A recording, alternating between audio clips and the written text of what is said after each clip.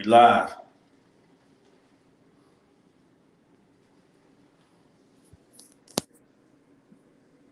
Yeah, I had to grab me. I'm grabbing me some damn food right now. You should have did that before we went live. Shut up. Uh-huh. I keep underestimating that LA traffic, man. You keep making a I believer. don't know why you only been living there 10 years. And that traffic been notorious our whole life. My, what? But I'm gonna Only tell you, one. downtown traffic is a little different from the other areas. So I'm gonna use that as an excuse. When you sat down to get a haircut an hour before, I was like, ain't no way in hell he making it in an hour back home from a haircut. Well, I did make it. Technically, I made it at 4:30. I just didn't get to do the other stuff that I was planning on doing.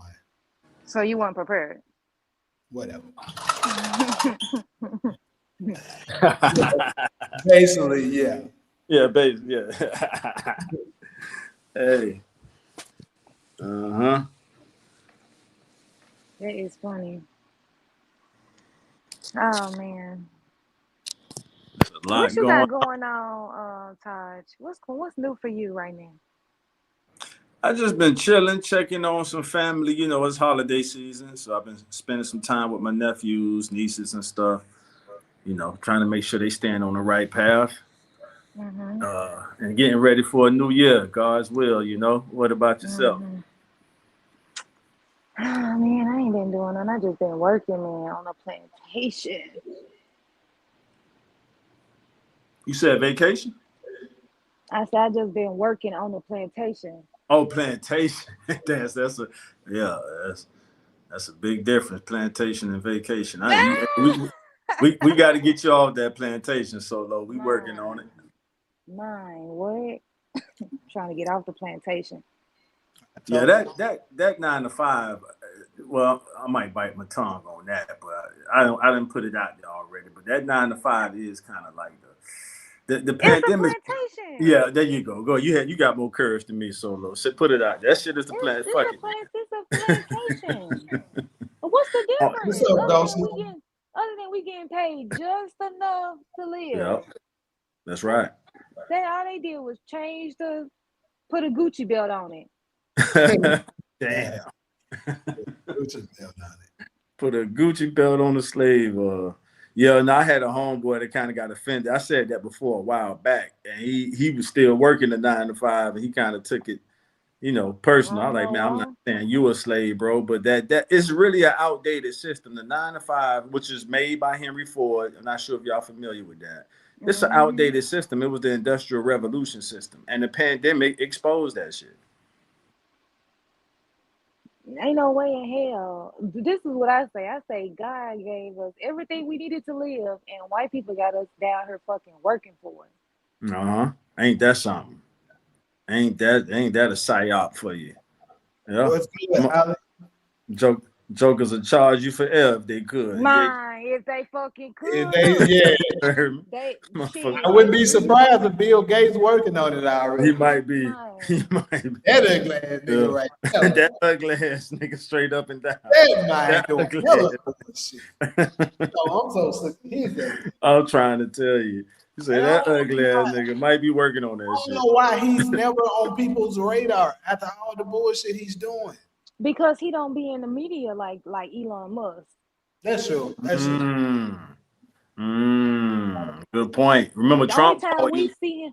Only time we see Bill Gates is when he in Africa trying to try a new vaccine or a new birth control or a new Monsanto, whatever that shit is, the seeds and all that. Yeah, that's a good point. Elon must be on Twitter. Yeah, every day. I don't even follow him, and he pop up. You know, that's the shit. So I get it. You know, he pop up in the news feed, the timeline news feed, and all that. But no, good point, Solo. Because remember, Trump kind of outed him like that when he flipped on Trump, and Trump was like, "Yo, you tripping? You got DTS? TDS, Trump derangement syndrome." And to see a billionaire getting his emotions like that, I'm gonna be honest with you, Trump was right. Like, yo, bro, why you going personal? And the Doge thing was business. Why you airing my personal shit out there with the Epstein files? That's kind of how Trump, checked them. Like, nigga, you acting like a chick, like getting all emotional. No gender offense, but y'all get what I'm saying. No, I get it. I Yeah. ain't one of them feminists. Solo, she knows what her people are capable of. Yeah. Yeah. I ain't no damn feminist. Fuck that. I hear that. No, I wasn't calling you a feminist, love. I was saying women in general. But I know, but a Oh. feminist will get offended by him saying, Yeah, true. you acting like a female, Yeah. Yeah. Yeah. What's That's that supposed to mean? What's that supposed to mean? Exactly what he said, acting like a female. That's Exactly. female shit. yeah. And that's what Elon did in that situation. Like, he went low, he went below the belt with that, and he didn't prove it. But look how Elon and Trump fell out. They fell out on Twitter. They got mad at each other and started airing their dirty laundry out on Twitter. Elon said Trump in the Epstein files. Right. And that was the low blow. And I'm That not was the taking low Trump. blow. Right. And I'm not taking Trump's side. Man to man, it's like, bro, if we talking business, why is you putting if that is the case, why is you putting my personal laundry out to the world? But my takeaway from it was the world got to see the difference between the richest man in the world with money and power. And it is a dynamic difference between money and power. Because of the influential part of it. Absolutely. I got some notes on that influence, man. That influence. Just so you guys know, Elon Musk got $600 million in government contracts. Hot damn. After they fell out? No, that's what he got in exchange of his donation to Trump's campaign. Oh, yeah, I'm familiar with that part. Yeah, that's how that's what got him inside. Candace called him and the president of Ukraine welfare queens. She got a point. Absolutely. She got a point, though. Yeah. She said the president of Ukraine is the biggest welfare queen she's ever seen. That's crazy. He's a welfare queen. Every time he comes here, he's begging the United States for money. I didn't know that much about Ukraine. Yeah, I didn't know that. Yeah, but they had war with Russia. I know Elon told them he could turn off that Starlink and shut their whole front line down. He told the president of Ukraine. I was like, that's a lot of power. Because I think to be able to do shit like that. Yeah, he put that out there. Huh? Yeah, he was like, I don't know if he was serious or not, but he basically let the world know the Ukraine front line he got is using his technology called Starlink. And he was like, if he just turned the Starlink off, their whole front line would be shut down. I said, damn, it's a lot of power. Right. He can just let Russia slaughter their ass. Yeah. He don't need to do that. They gonna do that anyway. I know, but I'm just saying. But America lightweight flexing they muscle through Ukraine. Y'all know Ukraine ain't doing that shit by themselves. They getting some support. Absolutely. Yeah. So but it's only exposing how weak the United States is because y'all losing this one, man. Yeah. So that's what's been going on. Yeah, that was the talk of the world today. That stuff. I guess we'll get to that later on with the topics, but yeah. Speaking of the topics, we got 5 of them things today. Carlos Boda came through here. I don't know where she at, but hey, I can't wait on her. So. We got, as you see, very first one. We addressing us, and I think this is big. But I think that's part of what this gender war thing that's going on, where a lot of it lies. We don't have an understanding of each other. We've lost that because of a multitude of things. And then, of course, you got we're gonna wrap it up about this toxic black music because we got a lot of that shit. We got a lot of that in today's time. And it's very influential. That goes to that influence shit. I don't think, other than, I don't know, I guess when we get there, I'll answer that question.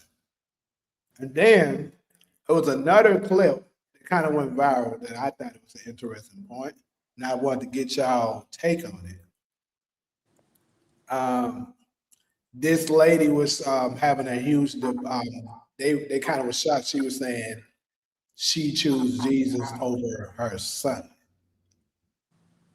And I want to get y'all take on that. And then, of course, lacks criticism. That's in relations to what pretty much sparked that up is I'm pretty sure the majority of us know that 50 Cent came out with a documentary talking about Diddy. And he got some support in it, and he also got some criticism from people such as, Dame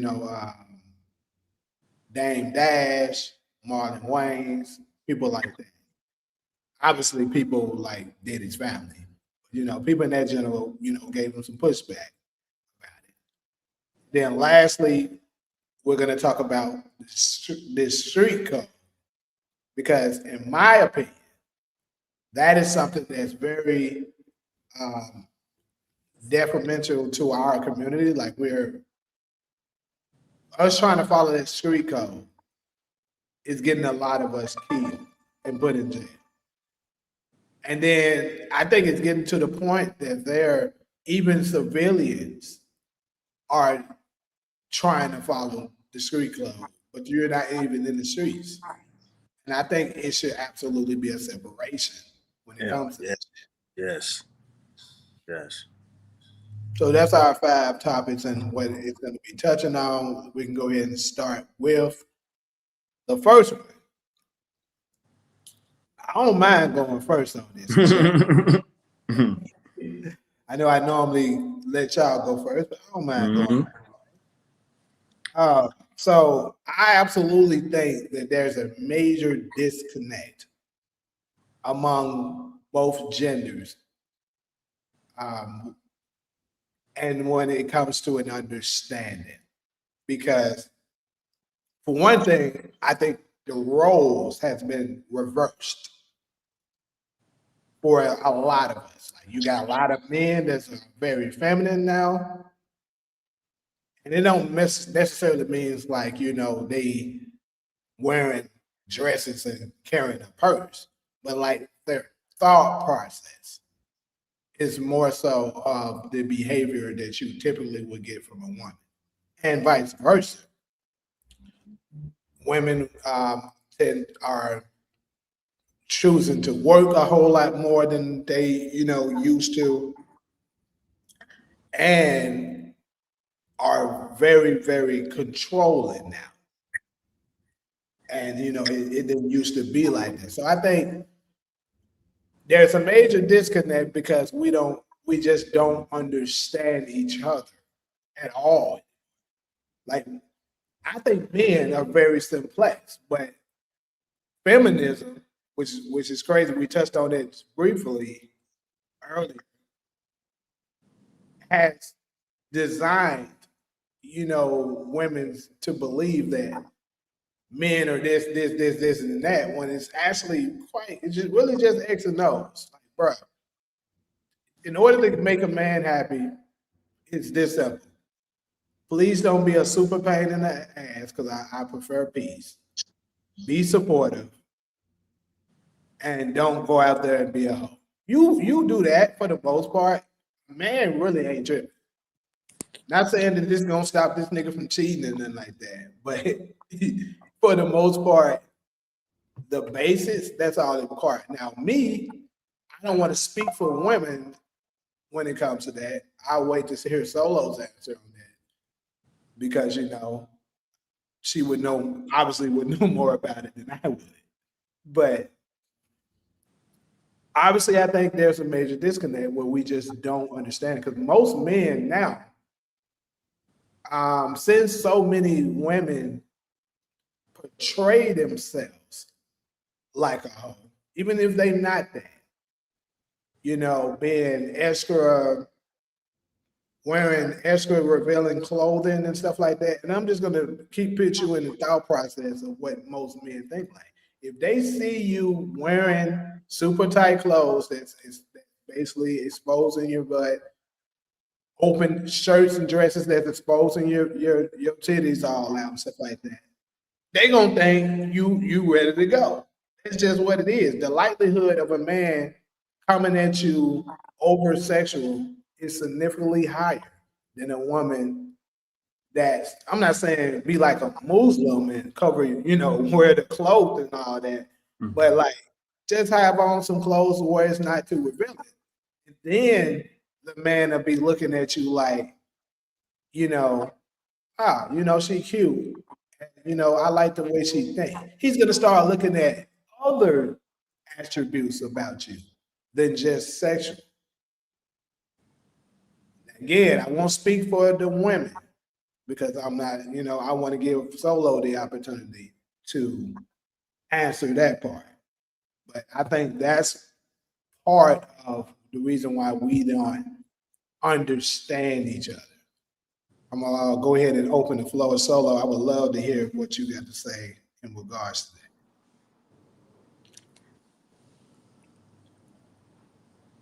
Why Taj can't go?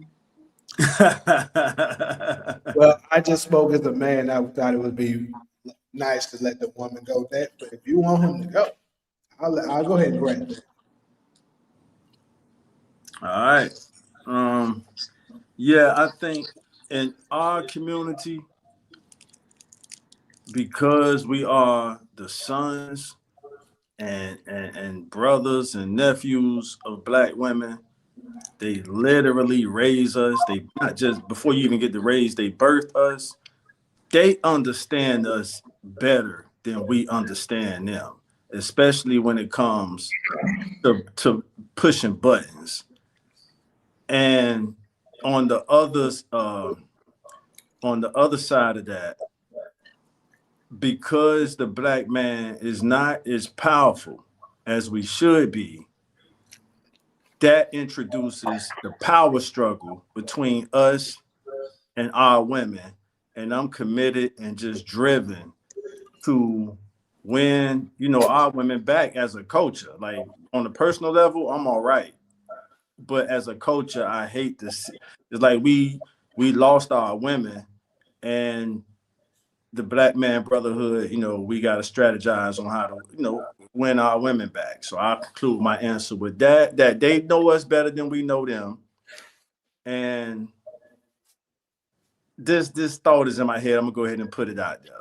I remember I got to do a name drop. I remember Neil deGrasse Tyson was interviewing at the time this guy who was not self-proclaimed, but proclaimed by the scientific community to be the smartest scientist in the world before he passed away. Now I guess it's Neil deGrasse Tyson. Neil deGrasse asked the guy, out of all the stuff he knew about, what was the most challenging, y'all know where I'm going with this. What was the most challenging thing for him to understand? And he said women. He said women. So I'll rest my case with that. And yeah, that's it. I'm passing the mic.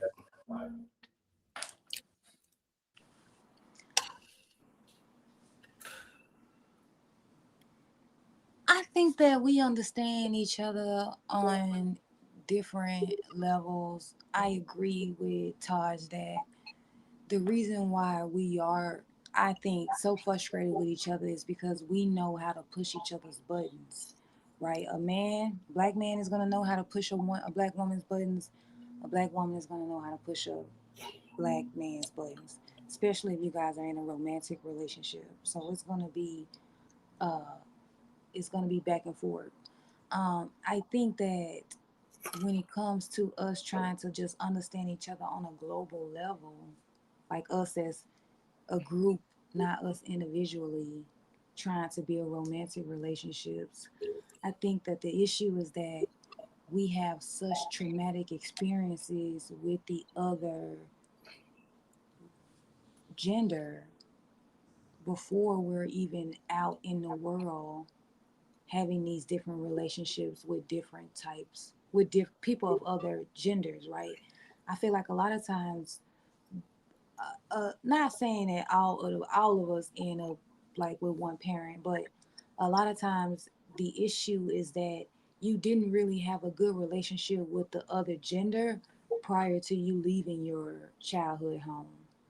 And so you never had a good relationship, or maybe you did have a good relationship with the other gender, but it wasn't as close as you needed it to be, like someone or of a close familiar relationship that was able to sort of teach you that, although this relationship didn't work, other relationships can work, but they are in your life more frequently than you seeing them every few months. I don't think that's enough to build a relationship, but I do think um, that we just don't have a lot of good experiences with the other sex prior to us growing up being adults. I think that if so, I think that that's the and then when you get out, once you get to this point, now you're 18 years old and now you're out in the world and you're building relationships with the other gender, and you're an adult.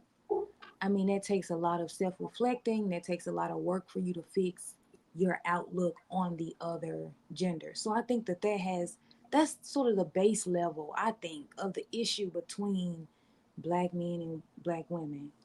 Um, but ultimately, once we're able to get past the trauma, we are then able to recognize that no one can understand me more than a black woman, and as a black man, as a black woman, no one can understand you more as a black man. So I agree that there is a misunderstanding. I think it comes from our previous relationships, and now we're trying to sort of fix it, even though we haven't worked through the trauma. So the misunderstanding part, and also we don't give each other space to even consider what the other party may be trying to explain. I feel like a lot of times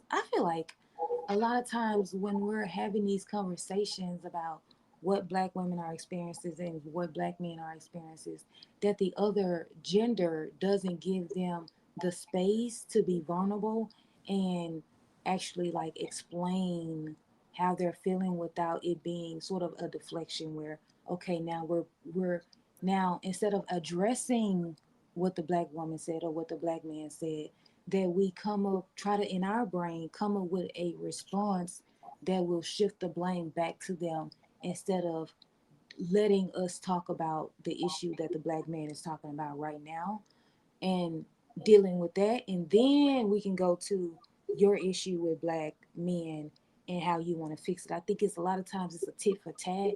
Like, well, you this. Well, that's because it is. Well, that's because it is. Well, no, let's not just go down that rabbit hole. Let's just first address the first topics of how he said as a black man, how he said he felt. Let's address that. And then we can go to your trauma, black woman, and address that.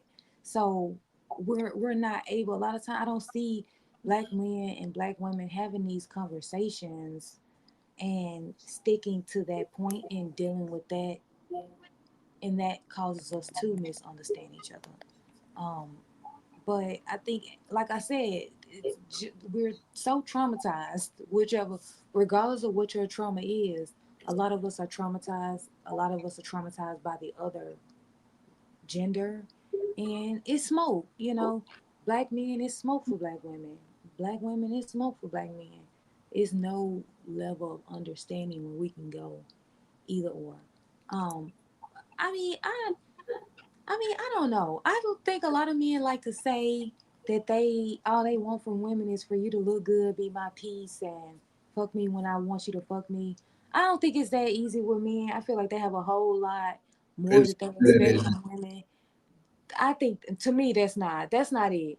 They have a whole lot more that they expect from black women and expect from any woman, and it's more than that. And I think that if it is that, I feel like that's how you end up sitting on the podcast talking about, I've been married to my wife for 10 years and I don't love her, or I don't know her, or it's just I feel like your relationship with your spouse, your partner, the person you're going before God, has to be deeper than you. You shut up when I ask you to shut up.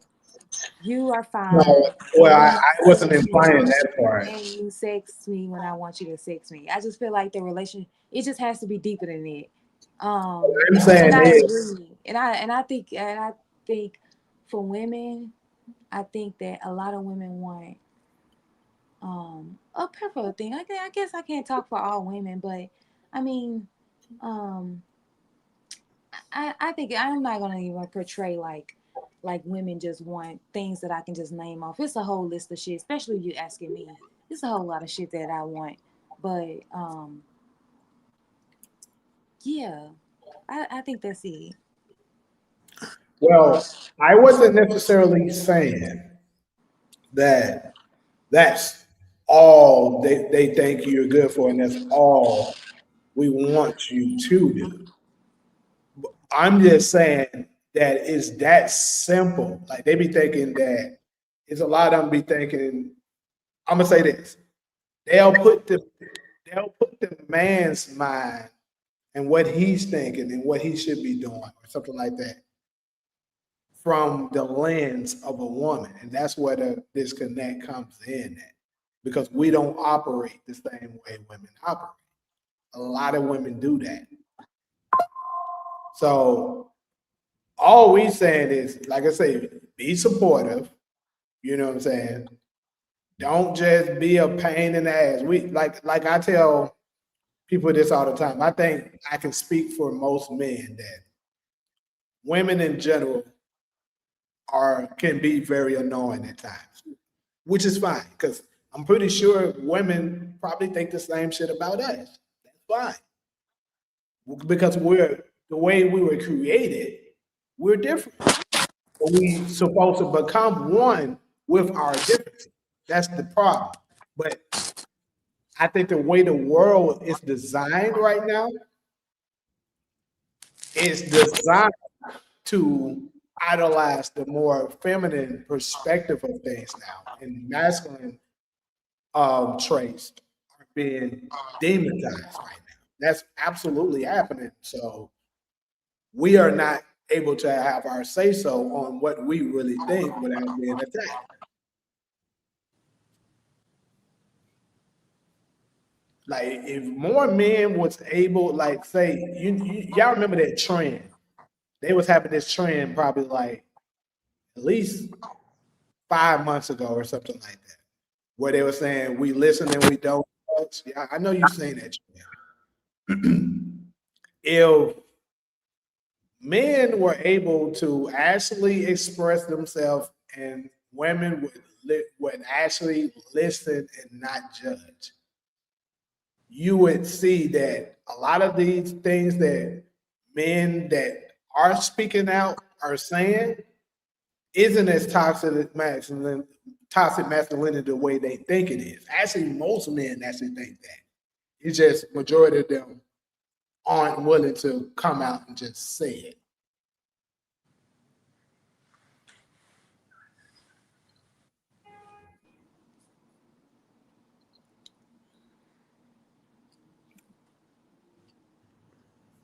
Any Hey, what's other up? You know, Check. I mean, I guess. I mean, maybe. I'm telling you, it really is like that. I mean, but it also depends on what you're saying, right? Yeah. I just want to This shout out SG real quick. Go ahead while y'all was quiet. He go said, ahead. "What's up?" Yeah, and I was just shouting out SG. He said, "What's good, Taj and Solo?" And then all I see, what up? All I see for me, she said, at this point, we don't want to understand the damage runs deep. We have displaced anger toward each other due to past traumatic space syndrome. And I've always kind of said that like it's deeper than our lifetime. This shit go however many decades or hundreds of years. because we still carry that DNA. So I agree with all in, especially this line right here. We have displaced anger toward each other due to past traumatic spouse. I think she might have been spouse, maybe space syndrome, but I that's think it. she And meant then, slave. yeah. Oh, slave. Yeah, that'd be more appropriate. Right. Past traumatic slave syndrome. I've always said that. Yeah. I Yeah, no, think I they, completely agree. I think not even as it relates to genders. I just think that black people in general, they have a misplaced anger and stay. And like I was just telling Jamie, like we mad at each other because we live in a black neighborhood, and it's black people that's breaking in my car. There's black people that's robbing me. That's black people that are, harassing me. There's black people that are doing all of these bad things, not realizing that these so-called black people, the black people, they're black people, are the ones are under the same oppression that I'm under. And a lot of times that we don't realize that we're getting pit against each other mm-hmm. with economic when we're not being economically empowered, we're gonna start feeding off each other. Yep. Right? That means I gotta steal your car so I can sell the parts. That means I gotta rob you when you come home with your groceries. That means I gotta do all this for myself to eat, not realizing that you struggling, I'm struggling, and it's somebody who eating off all of us. But we don't see them because we're in the, you know what I'm saying, we in the hood with each other. But we don't see the people that's stripping the resources out of the community that's requiring us to behave in this way to survive. Right. So now I'm chuckling at Bradford to make a logical comment and then he'll go right I back. know it's crazy, right? I was thinking the same shit. Because the comment is logical. Then he got right back on SG with the trolling. That's it. That's never so damn funny. I sure was gonna be like this nigga right here, boy. Like he'll just take a same moment, the type of comment. So he said, woman is supposed to be, and I actually agree with the comment. Woman is supposed to be man's helper, absolutely, according to scripture, and they support each other, not to be treated as a slave. People get that women be submissive part out of context. That's Bradford giving us a little sanity there. No, I agree. I mean, I think the woman should be submissive. I mean, isn't that in the Bible? Isn't it like the child, Yeah, the woman, the but head, the head, and then God? yeah, I don't understand what the problem yeah, is. I think most women want to be. I think they most do. women want to be in the house.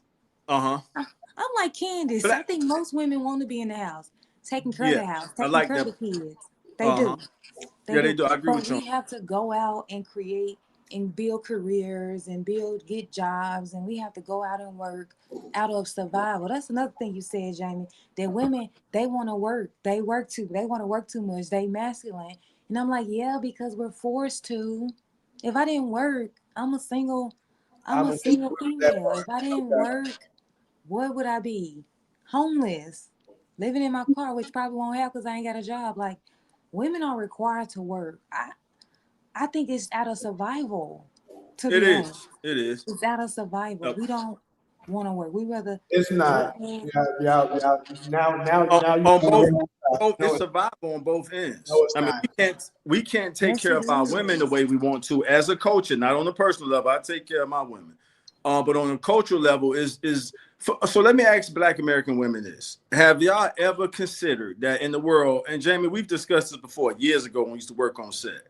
Have Black American women, specifically Black American women, ever considered the fact that when you browse the world, that we're the only culture where the women are sort of have been placed above the men. There's no we can take the whole Asiatic continent out the conversation because y'all know in the Muslim countries the women can't even dress how they want to dress. So take all the Muslim countries out the conversation. Asia, Europe, all of them, the men are more powerful than the women. So I'm asking Black American women, why is it that our culture, y'all think that just happened out of evolution, or was it by Hell design? no. Thanks, It's Solo. definitely Take it by from there. design. Like that Thank you. is a design. They removed black dads out of the community through death, through the what is it? Mass incarceration, drug epidemic. They pulled black men strategically out of our communities And now the woman was home alone with the kids, and now she has to work to in order to provide.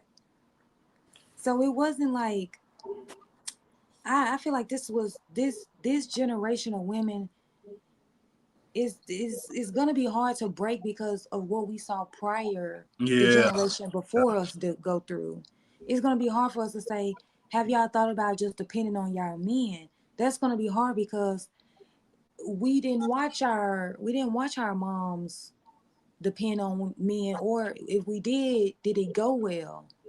Was it a good environment? Was it something that mom would recommend her daughter go through?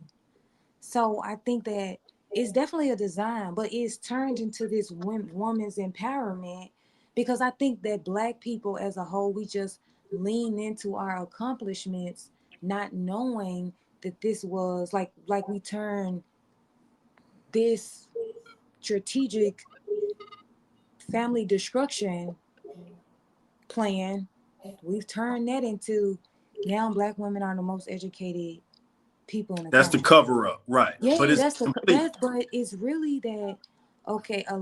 How many of these we're still last in place to get married and first in place Right. to be divorced? That makes it incomplete. Right. And That part. that's what I was gonna touch on. See, that's what's really impressive when being measured as women. Like when women are they say the saying for men measuring they measuring their dicks. When women are measuring, you know, where they stand among other women, it's are you married? Are you married to a good family? Like being able to say, oh, I'm married. I'm part of the like for Black people. I mean, shit. What's a good family? We would be proud to say we're part of. The Huxtables. The Huxtables. The Huxtables. That's a good one. That's a good one. And Oh, that's a TV How part of can family. you the forget Huxtables. that Black You know it's men? bad when we got to say a TV family. God It's damn. crazy. It's crazy, right? I was looking for a real one, but We said, as far as real one, I would have to say, I mean, Jay Z, no fam, Jay-Z, Beyonce. I think in our culture, Mm, Jay and Bay and the Obamas are at the top of the uh, mm, or mm. LeBron. It's as far as famous families. we don't Let me have hear you. Let me hear you in solo top. The Obamas, the Carters, and the LeBron, the Jameses family. That's we the can't top copy. three. My point is we don't have it.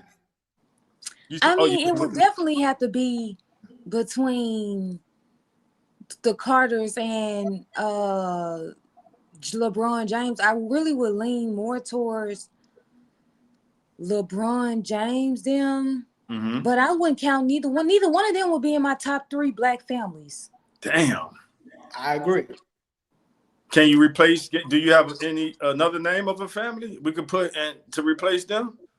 Let me think. Oh shit. Solo, so you done tore it down and you ain't had no replacement. You done all right, so No, We ain't because got nothing to pick because from. I'm going outside of celebrity like zone. Like all they're right. they're not celebrities. Whoever this Black family is, they're not gonna be. How could they be used I as a mean, model but if it's not a because I guess I'm not judging them based on their popularity or their fortune or their money. I'm thinking about which one of them came in and actually made some changes for Black people as a family? as a family. Or Which one of or them a made the good biggest imprint That representation, in like the Black that like community? changed the whole. like you don't have no stains on your resume. Like this is a good upstanding family. The man I'm gonna tell you who I thought I true was about to definition say. of a I great was about to father. say fucking uh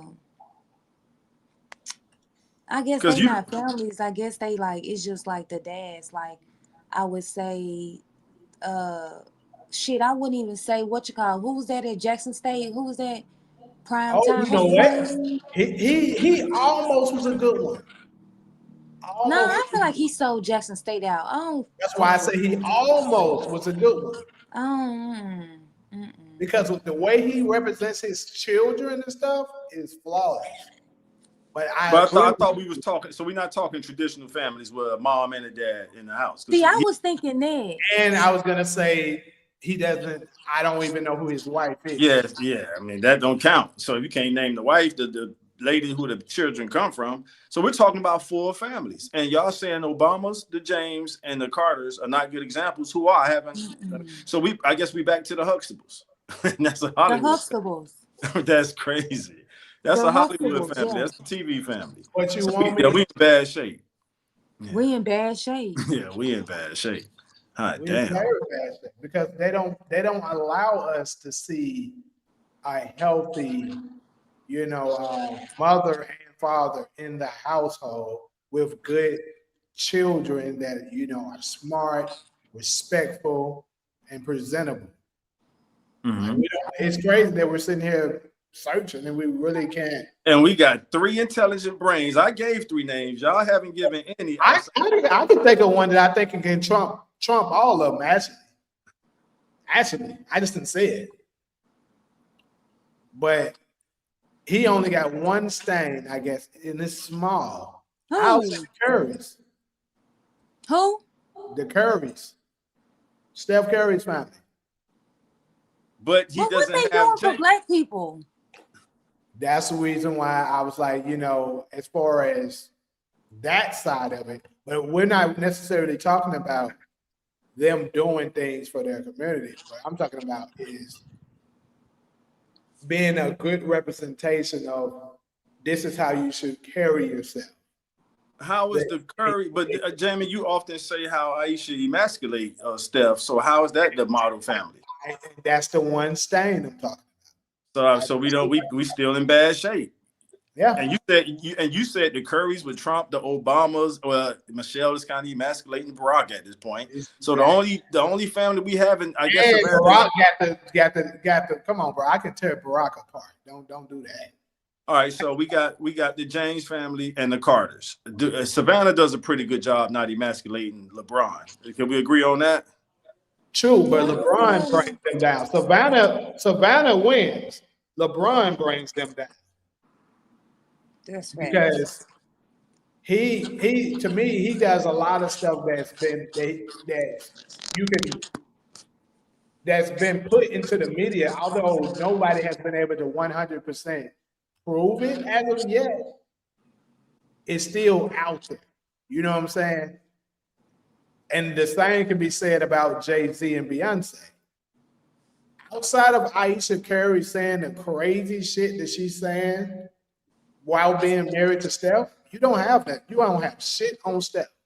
You can't say, "Oh, he was allegedly cheating." You can't say he's doing stuff that damaged families. You can't say none of that stuff. He's spreading homosexuality like Obama's doing.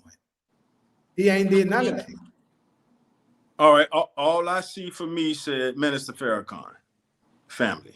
The I don't Farrakhan. really know his family. I saw that. I don't really know his family, so I can't speak on it. But All right.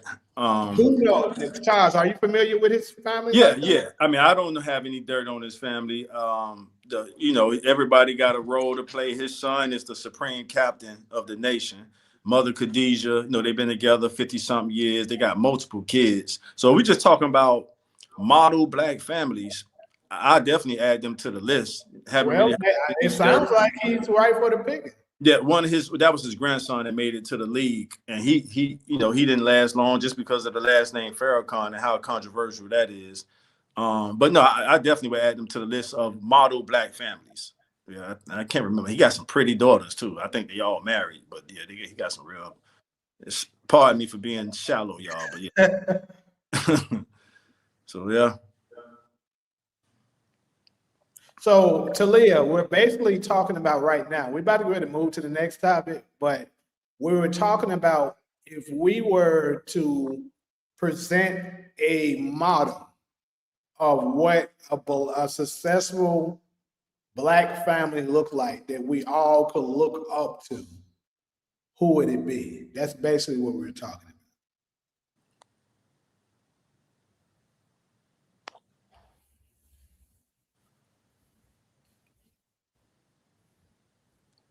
Oh, I think I'll still have to go with the Carters, y'all. I think I'll put the Carters. Nah, I'm gonna go with the James. The James. No, bro, because Jay-Z don't did way too much dirt, bro. Yeah, That's a good point. That's a good. Jay-Z is the Diddy waiting to happen. Exactly. Yeah. He's worse than Diddy. Solo done He put it out there. Hot Yeah, damn. bro, shit, fuck that. I'm going back her too. Fuck. So that's two. All right, so the James family. We gotta say the James family. I'll take LeBron Over the Carters. So you'll Me take too. the James family over the Absolutely. Carters. I can Yeah. kind of rock with y'all with that. You right, Jay-Z does got some dirt. So Now I'll put the look Carters at how many above. people he done backstabbed and shit like that. Yeah. And who is part of Jay-Z's close circle that he brought along with him and made them come up? LeBron can at least say he did that.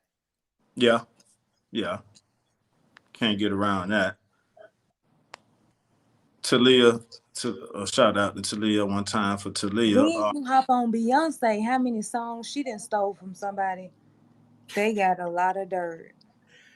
All right, so it's the James family. Before we move on, can we say the names we mentioned? From what I know, Savannah is squeaky. From what she's squeaky clean. Yeah.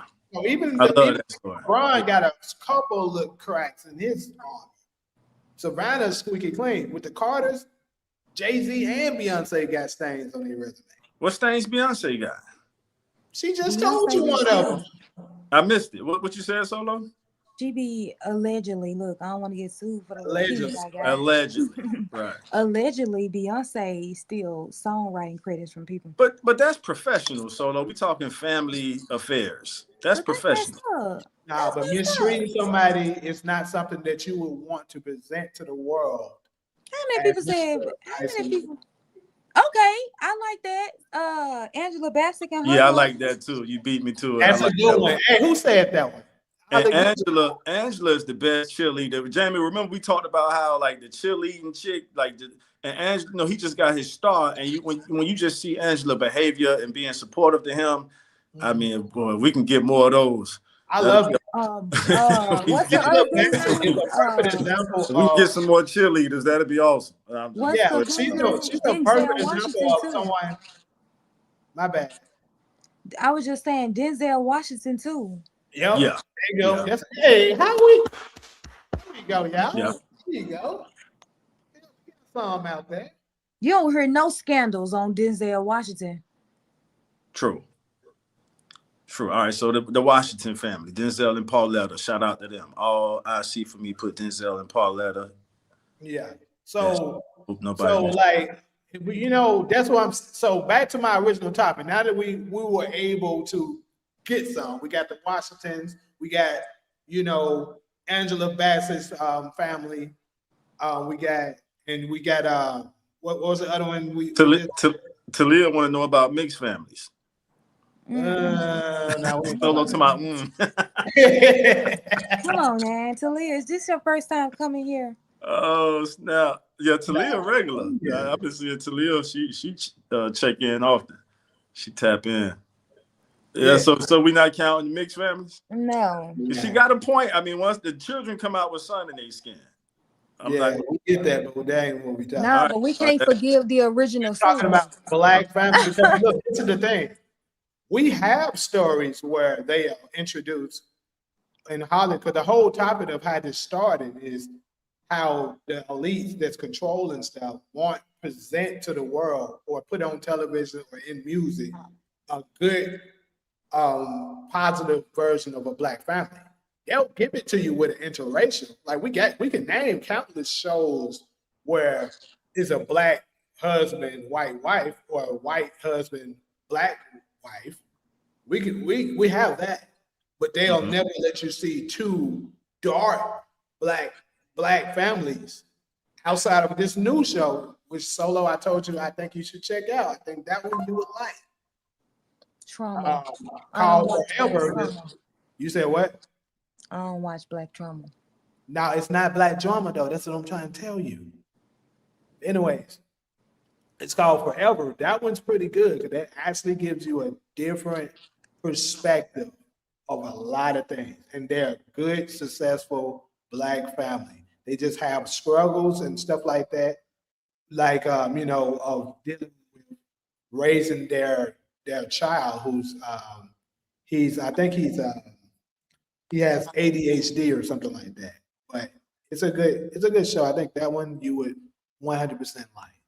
But anyways, the point is they're not going to give us that. They'll give us the black and white, so that's why it doesn't count. Angela Oh, Bassett. uh, Oh, I was going to just answer her question. you got it. I forget his name though. You know his name? It's really crazy. But I know he. Who, Angela husband? Huh? Angela husband? Yes. Yeah, Courtney B. Vance. He's over the SAG That's what I after was just getting ready to say. Yeah, that's Yeah, why he's our president. Yeah, he's the the president president. not of right of the nonprofit foundation, not the SAG after union, but he's the president of the nonprofit foundation. Courtney B. Vance. He was behind the scene. Angela was more popular than him for decades. But once everybody found out, she very supportive of that dude. I mean, That's why that's what I was about to get ready to give her some big praise. yeah, Angela is a perfect example of yeah, a even if you're not a housewife, like, because this is the thing, I think our sisters have a very hard time balancing being a wife and having a successful career. Majority of them can't do both. But Angela is an exception as far as I could see, because she still is very respectful of her husband yeah. and still has an obviously successful career, and she doesn't embarrass him. At all. No signs of that. The Right. roles she takes aren't disrespectful roles that you will be ashamed to be like, why my wife decided to take that role? Right. You know, she doesn't have that. So Right. Agreed. she's a great example of a woman that has a successful career and still a good wife, as far as we can see in the public eye. Yeah. Yeah. Yeah. Much love to Angela for giving us a great example on what it looked like. Yeah.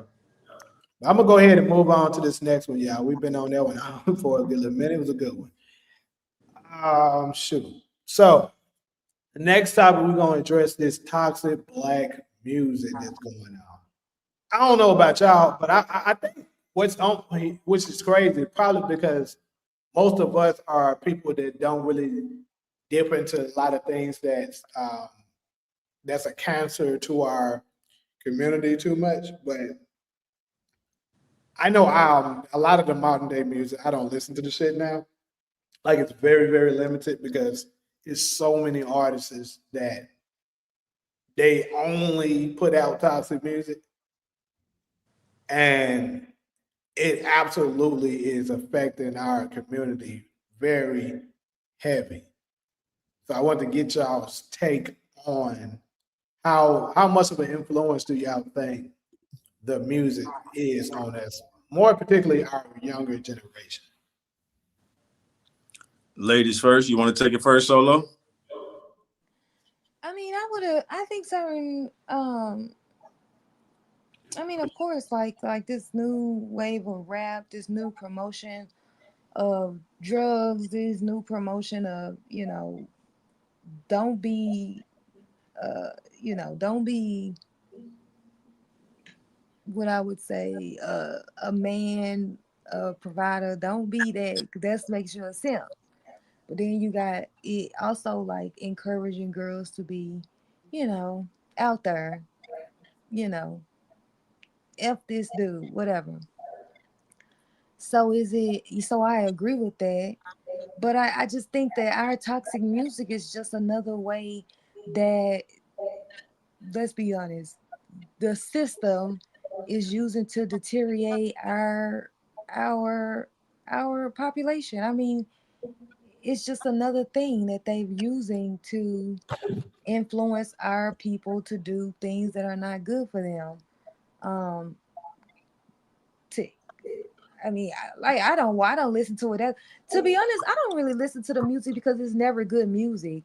I feel like a lot of these rappers now, instead of making a song that's about a topic, you know how Tupac made "Dear Mama," the whole song was about Mhm. him dedicating that song to his mom, and like when, just like back in the day when you made a song, it was about a particular topic. Nowadays, I found that a lot of people they make songs and they get on there and they just talk about a whole bunch of random stuff. And so to me, that's not good music. To me, I'm not gonna cut that on.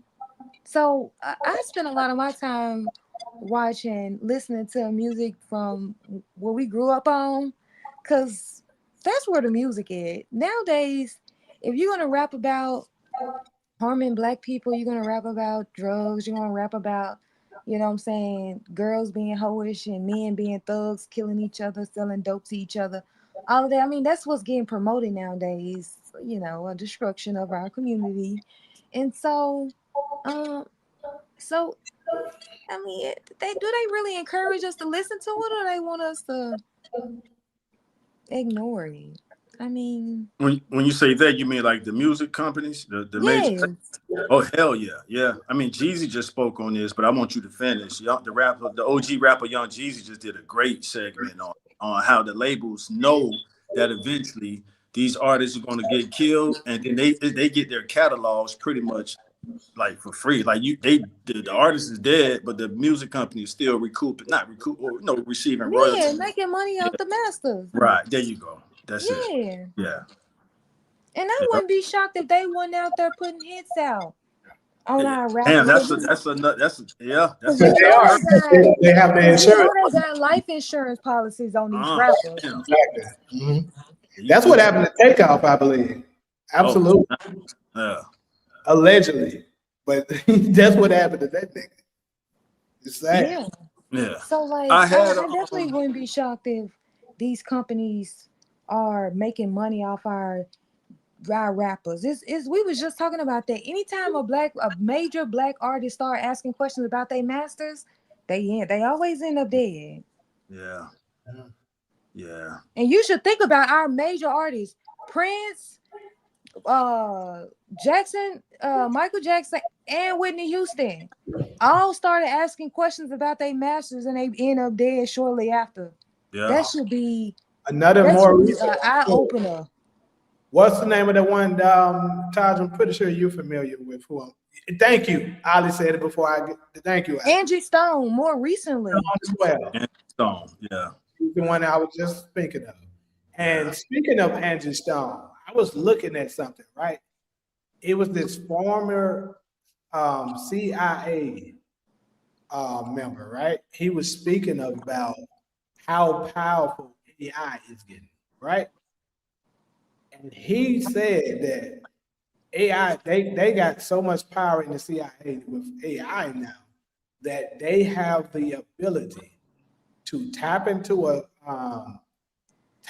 car or whatever vehicle that you're driving, as long as it like is new enough that it has some kind of AI system inside of it, they can tap into it and control your car and make you crash. So Angie Stone was on the road, right? And I believe something happened with a crash and a truck ran into her or some shit. Uh-huh. That may have been what happened to her. Yeah. It ain't hard to orchestrate. They got the power to orchestrate it. So it's possible. I see you highlighted Bradford comment. That's a good man. Bradford, this might be the first podcast where he kind of weighing in with some solid stuff. And I was gonna read that, but you highlighted, but it was another one I wanted to catch. I'm trying to all I see for me as is it toxic or a true depiction of what America has been? Great question. If you ask me. It's the true representation of what America's done. That is the oldest trick in the book. That is Right. the oldest trick in the book. They have been doing this for decades, killing people off for decades. That's they secret weapon. Is you going end up that's what I'm saying. Candace Owens, girl, you better stop. Solo. So I gotta ask you as a black American woman, Solo, because y'all, I mean, it seemed like when I say y'all, I mean the black American women, what percentage would you say is holding out on Candace as far as, and I'm not asking about an embrace, like y'all should, give her a hug and all Mhm. that shit, but are black women being too cold as far as because that battle she got going on right now with what you say, how you call it, that state nobody can, that state in the Middle East nobody can. I mean, for her to be on that battlefield, she got her white husband backing her up. But I guess my question to you is, can our women see some benefit for the culture, out of some of the stuff she's doing? If anything, I think they could. I think they can look at Candace as inspiration. Uh-huh. That's what they really should look at Candace for, because if Candace can talk about that Middle Eastern country that nobody can talk about like she do, then you can stand up to your boss, can't it? Your supervisor, can't it? Yeah. Yeah, and I'm asking because when I go through the comment sections, I see more Black American brothers, Black American men sort of rocking with her more than the ladies. And then, those of us who care about our women who are still upset with her, we want to handle y'all delicately. Like, damn, they not letting that shit go about the stuff she said in the past. And emotions can hold us back sometimes. So I just wanted to get a Black American woman's opinion on it. Yeah. One word, Taj. Liberals. Black liberals. Solo, something's going on right now because we agreeing too much right now. I was about to say that shit. So fucking liberals. They're 92%. Yeah, God damn, she just getting done. Because I promise you, I was just about to say, think about this. They voted for Kamala at 92%. Mm-hmm. So majority of them are going to lean towards the opposite direction of what Candace is saying, judging by those numbers. But the men, on the other hand, only voted at 78%. It's still kind of high, but that's a good percentage of a differences. And Black women vote more than Black men. Exactly.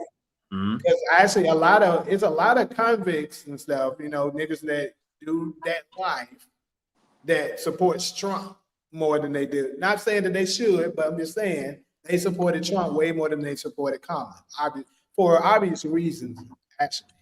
Well, because I think another thing is that a lot of Black men are conservative. Exactly. Black people are conservative. That's the problem. Black people are, that's one of the things Candace said. Candace said Black people are conservative. They just don't know it. Yes. They really are conservative. That shit, we can get out of this. We really are conservatives. Yeah, right. I agree with that. All of our morals, all of our thoughts and stuff like that lean towards that. But we vote Democrat. It doesn't make any sense. It tells you that it's mere manipulation. Yeah, it is. No doubt about that. SG say Trump is a bully. You need to say that. Sorry, that. SG say that answers the first topic. Do Black men and Black women understand each other? UAN TV and Solo both on the same page. Ain't that something? All right. we love to see both. We love to see the pendulum swing both ways. It's all love. What else, y'all? I don't want to get, as you said, I don't want to get too deep into the conspiracy. Yeah, go ahead. My bad, real quick. And Alex, see, this is the thing. You can be conservative, but not be part of MAGA. I'm not part of MAGA. You know what I'm saying? But I do lean conservative. It's a difference. Folks try to act like you can't be, you got hard, then you automatically are part of MAGA. Like some of them MAGA members are almost like a cult. We ain't doing Oh, that. yeah, no, it's definitely a cult. MAGA is a cult for sure. Whenever your leader can say, I can shoot somebody on Fifth Avenue and nobody in my movement gonna leave, that's a cult. Diddy had one there. Well, in his business, but I mean, to have volunteer followers, Diddy didn't have volunteer followers like Trump got with MAGA. That's the next level.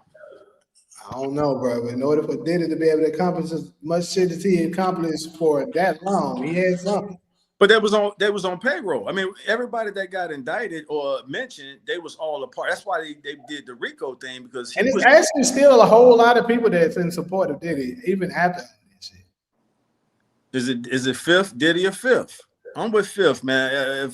If we gotta choose a hip hop gatekeeper between Diddy and Fifth, I'd rather have 50 as a hip hop gatekeeper. If that's the coin toss, hey man, we could, Diddy can return to being the hip hop gatekeeper when he get out, or 50 Cent. If that's the options, if that's the poll, I would vote 50. I think 50 ain't 50 don't give off homo vibes. No offense to the homosexual community. 50 is war tested. He's a general.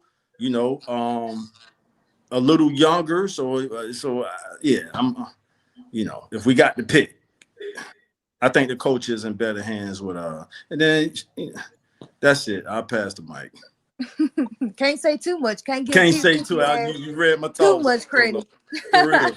You read my thoughts, so let me pump the brakes on that. Can't say too much. Look, the bar is in hell. Right, for real. For real. And 51, last thing, 50 always kind of been known. Like 50 don't have no mercy when you his op. If you down, like shit, yeah, he gonna whatever. And I kind of understand. I grew up around people like that who, with his type of story, grew up in a rough area, lost your parents at a young age. It's like, yeah, it ain't no games to play. It's like it's serious stuff. So I salute that in his character. And that's it. Of course he may have done some suspect stuff, but that, that it happens, we human. But the main point I'm making for the last time, if we had to choose a gatekeeper, I'd rather it be 50 over Diddy. Agreed. Okay, let's go ahead and head to the next one. Now, this one right here is kind of derived from, I couldn't find the video anymore. But there was a lady that kind of went a little viral because people were questioning and not agreeing with her. I wanted to get y'all takes on it.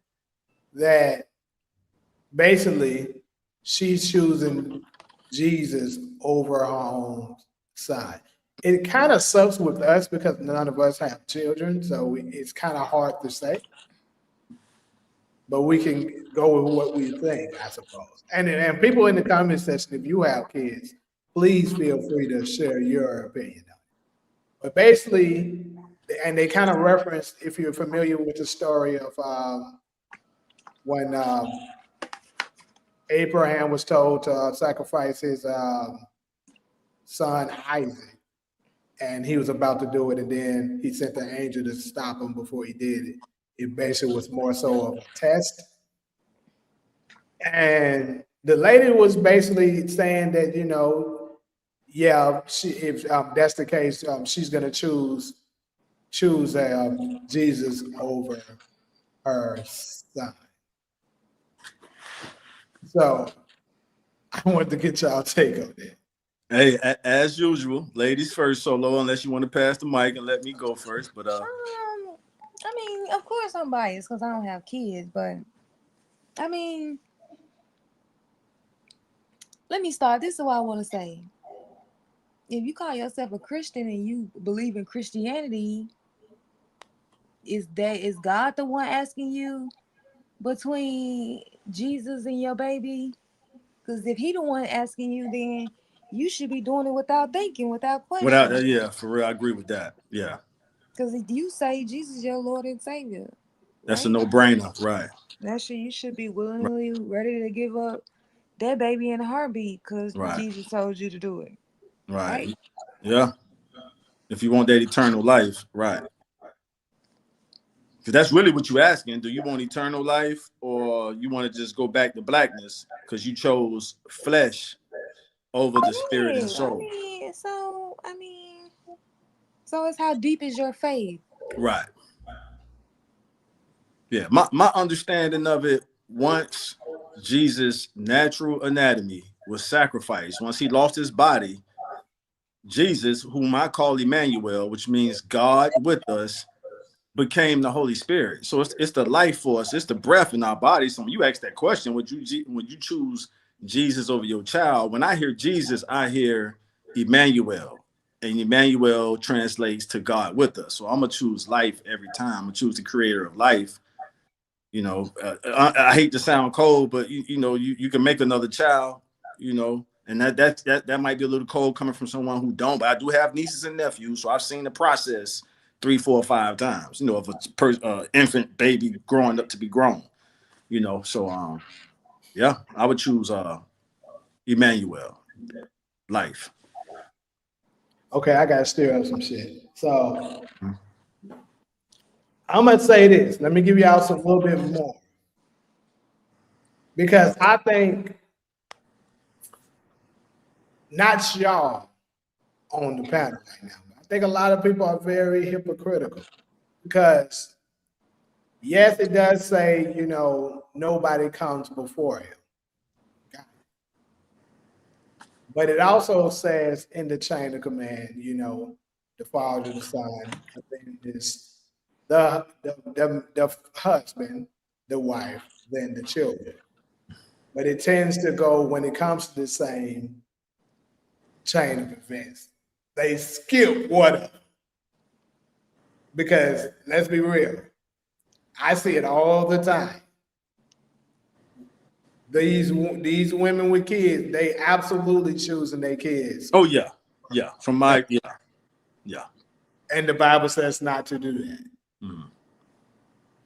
Yeah. And but you niggas ain't Jesus though. I go ahead, solo snap. My bad, James. But you Somebody, you niggas ain't Jesus. The fuck? I'm just playing. Hey, solo slid that one. That's my you niggas ain't Jesus though. So the choice gotta be, but actually, since you want to go there, according to the Bible, we are y'all fucking Jesus. Nigga, please. Exactly. She's proving my point right now. She's proving my point. Nigga, you think I'm gonna kill my baby because you told me to? No, I didn't say that. That's not what I was talking about. I was saying what I was saying is that they have this level of respect and stuff like that when it comes to the word, when it comes to that. Judging by what you just said and what the woman I'm talking about said. But when you go to that same book where it says the father comes before the children, they ignore that. That's what I'm talking about. They're going to choose their kids over him. And that's the reason why I was going to say, this is one thing I can give Aisha Curry credit for. She came out and said that her husband comes before her kids. She said that shit. I was like, okay, that's actually a point for her. Because I think what we have to understand, and it should be vice versa for the father. Now, if obviously if the father is harming the kids or if the mother is harming the kids, you take up for the kids first. That should go without saying. But when these children get grown, they're gonna go find a husband or a wife of their own. And they're gonna, some of them might not even think about you like that no more after that. But your husband but your wife is always gonna be there. As long as y'all, keep your keep your vows and stay together. And y'all truly are in love with each other like that, y'all will always be there with each other. All I see ain't messing around either. All I see is the husband following Jesus. Cause it seemed like y'all changed the question though. I thought it was the choices between Jesus and the child. Jamie, Taj. That's Jamie because he had that was Jamie because Jamie had to put men in it because it really didn't have nothing to do with the man. Yeah, y'all threw me with that. It was the mom, the child, and Jesus. Right. But Jamie had to say, "Hey, I asked the y'all don't believe Jesus. Y'all don't follow men. Get out of here with that." I didn't say nothing about following men. I said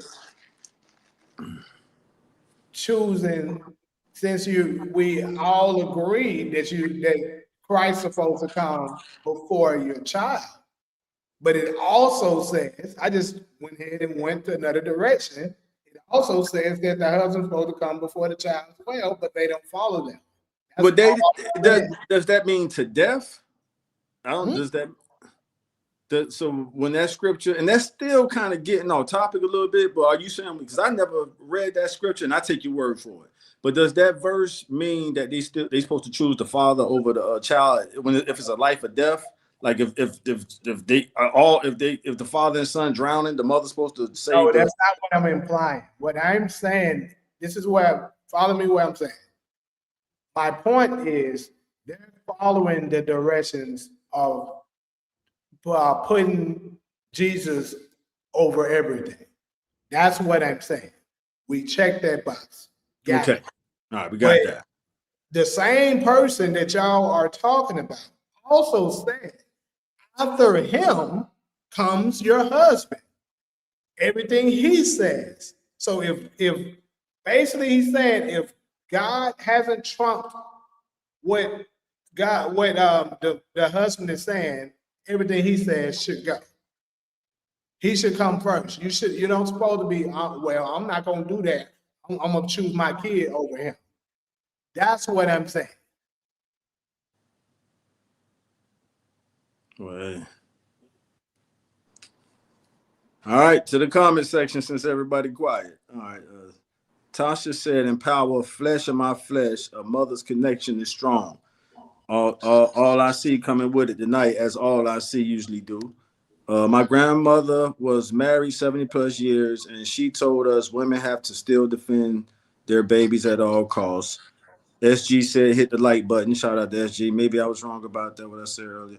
Your boy Bradford having a divine intervention. He said Jesus and God are different people, father and son. He kind of, all right, so that's enough comments for now. What he means is that you aren't supposed to put your kids on a pedestal like they are the Almighty. If they are wrong and did wrong, you can't condone it.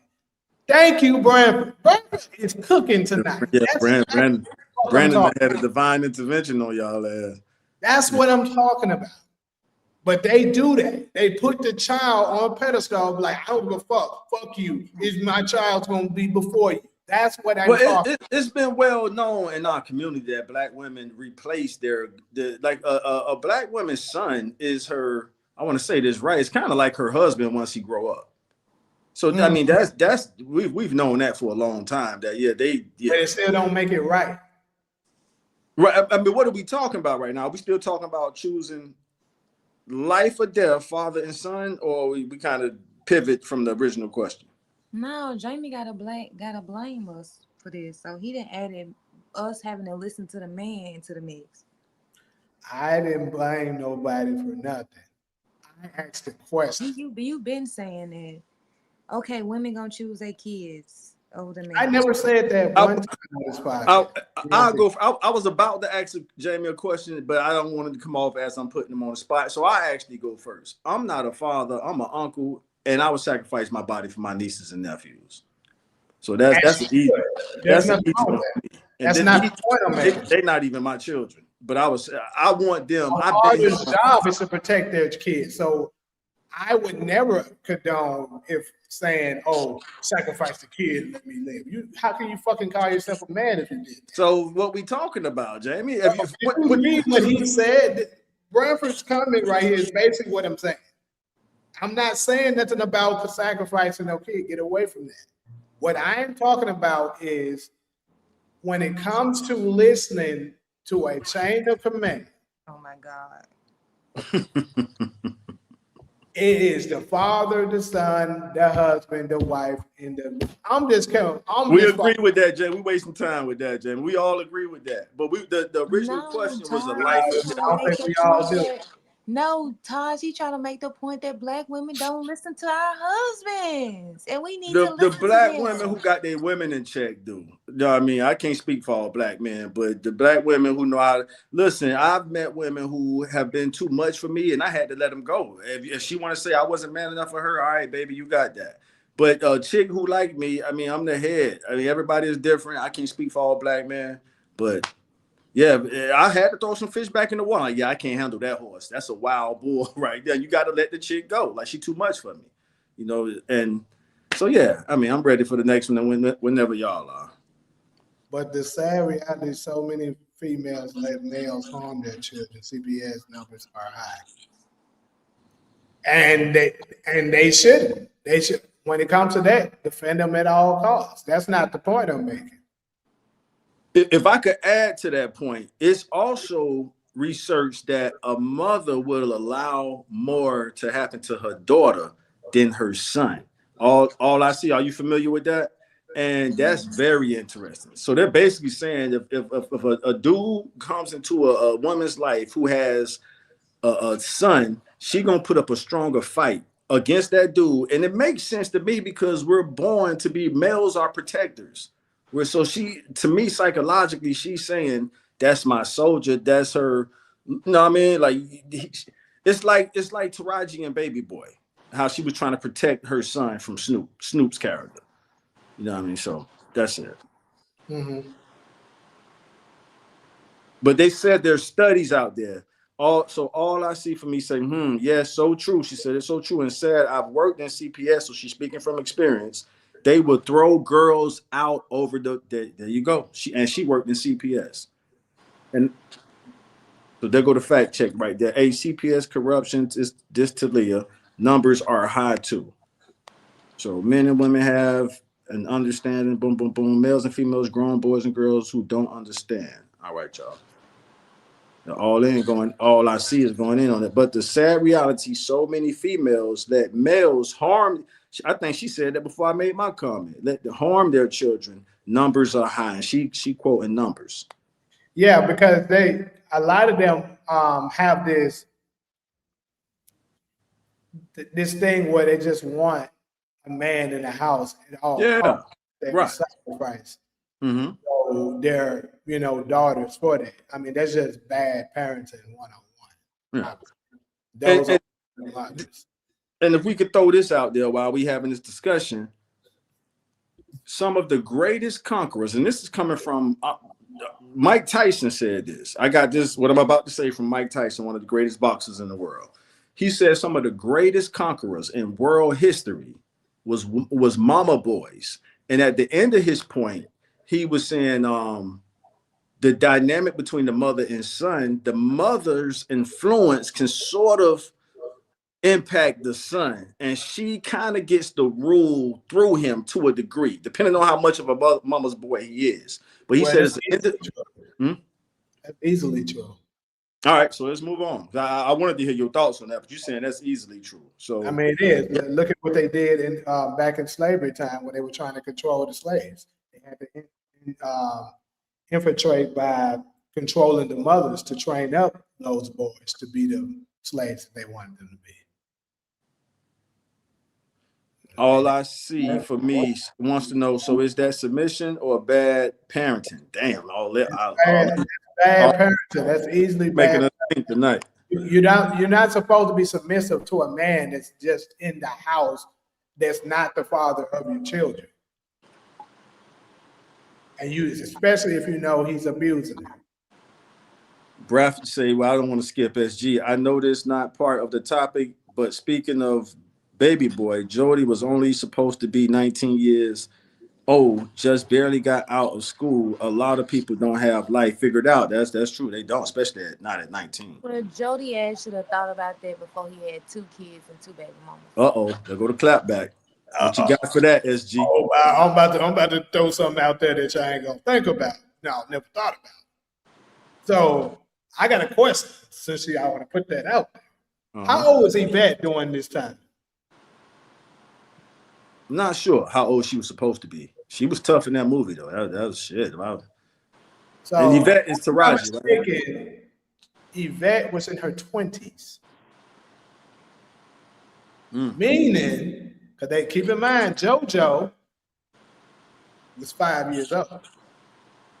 Okay. You said they were the same age?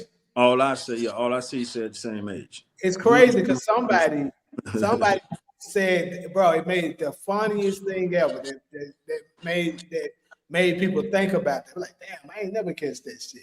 But apparently she was in her 20s. I actually haven't seen Baby Boy in a while. But she was in her 20s and JoJo was 15. So they said, hey, that was statutory rape. That was the joke. That was the joke. Yeah, I'm like, man, what the hell was John Singleton thinking? But with that, it just, yeah. Yeah, he didn't think that out all the way. But a salute to him. Still a iconic, you know. of course. Yeah. I hear what y'all saying though. All Exactly. I She had to have been older because she was with Rodney. Exactly. Oh, yeah, y'all putting it together now. They go them film He was credits. Yep. older. Anyways, Uh, let's go ahead and head to the next one. So this one is a bigger one because, as we know, recently 50 Cent came out with a documentary, The Reckoning, featuring the Diddy trial, right? As I said earlier, he got a lot of support when it came to that particular documentary, but he also got some backlash from people such as Dame Dash, Marlon Wayans, right? And they said black men shouldn't be tearing down black men. That was their response in regards to his documentary. Now, I'm probably the only one on the panel that's actually seen the documentary. Because Taj, I don't think you've seen it, right? no, I haven't. No. Okay, so I'm the only one who's seen it. And it took me a while before I actually went in and watched it. I finally finished it yesterday, actually. Um, I wanted to get y'all take on whether or not it is justified to basically signal Diddy out and point out, some of the bad behavior that he has been introducing to us as a community. Because he has done it to some white people and other ethnic groups as well. But most of the victims were us. So I'll open up the floor for y'all response to them saying that they shouldn't be attacking him, a black man attacking another black man. I don't believe so. I mean, to me, I just don't just like when black people find the need to further kick black people when they down. Like I feel like it's better to say nothing than to say really anything. Like I mean, Diddy in jail for what he did, for whatever it was Diddy was doing. Diddy's in there. We got conspiracies on why Diddy is in jail. Why all of a sudden it's become the issue now when he was doing this shit for years. And you gonna tell me that the CIA and the FBI didn't know Diddy was doing all this shit? They've been knowing. They've been tracking Diddy. They've been letting Diddy do whatever the hell Diddy been doing, and it's been all good. It's been all good. All the damage that he's been doing to the black community, it was all good to them people until Diddy tried to get out of line. Now I gotta turn you down, just like so many of our stars, Bill Cosby, R. Kelly, all of them. Until they get out of line, that's when people we want to bring them down. So to me, I think should we have these conversations amongst us? Yes, but should we be bringing each other down for the entertainment of each other, for entertainment, for for jokes and giggles, for social media clicks, for likes and views, for white people? No, I don't agree with that. Just further, to me, brings us down where it's like now you got more black people who don't trust other black people. That's ultimately where I get it from. And I mean, what exactly did the black community get out of 50 Cent making a documentary about Diddy, other than he made money off of y'all viewing it, wanting to further comment on it, wanted to make social media post about his documentary. He made money with with white people. It wasn't like he used any of that money to benefit us. So I don't. really think that he was looking out for himself. 50 Cent made a documentary tearing this black man down. He made money with Netflix, white people. He ain't finna use none of that money, that all this money he made off black people watching that documentary. He's not gonna use that to do anything for the black community. So what exactly did we get out of learning about what Diddy was doing? Other than awareness, I guess, quote unquote. But that's my issue. I mean, okay, you're gonna make a documentary. Okay, now tell us how you're going to make changes in the community for make sure this happens doesn't happen to other people. What policy are you asking lawmakers to put in place so that they're not other victims like Diddy was doing? Nothing. 50 Cent made this damn documentary for people to view it, and he can make money off of it. He can partner with other white people and make money off of turning this black man down.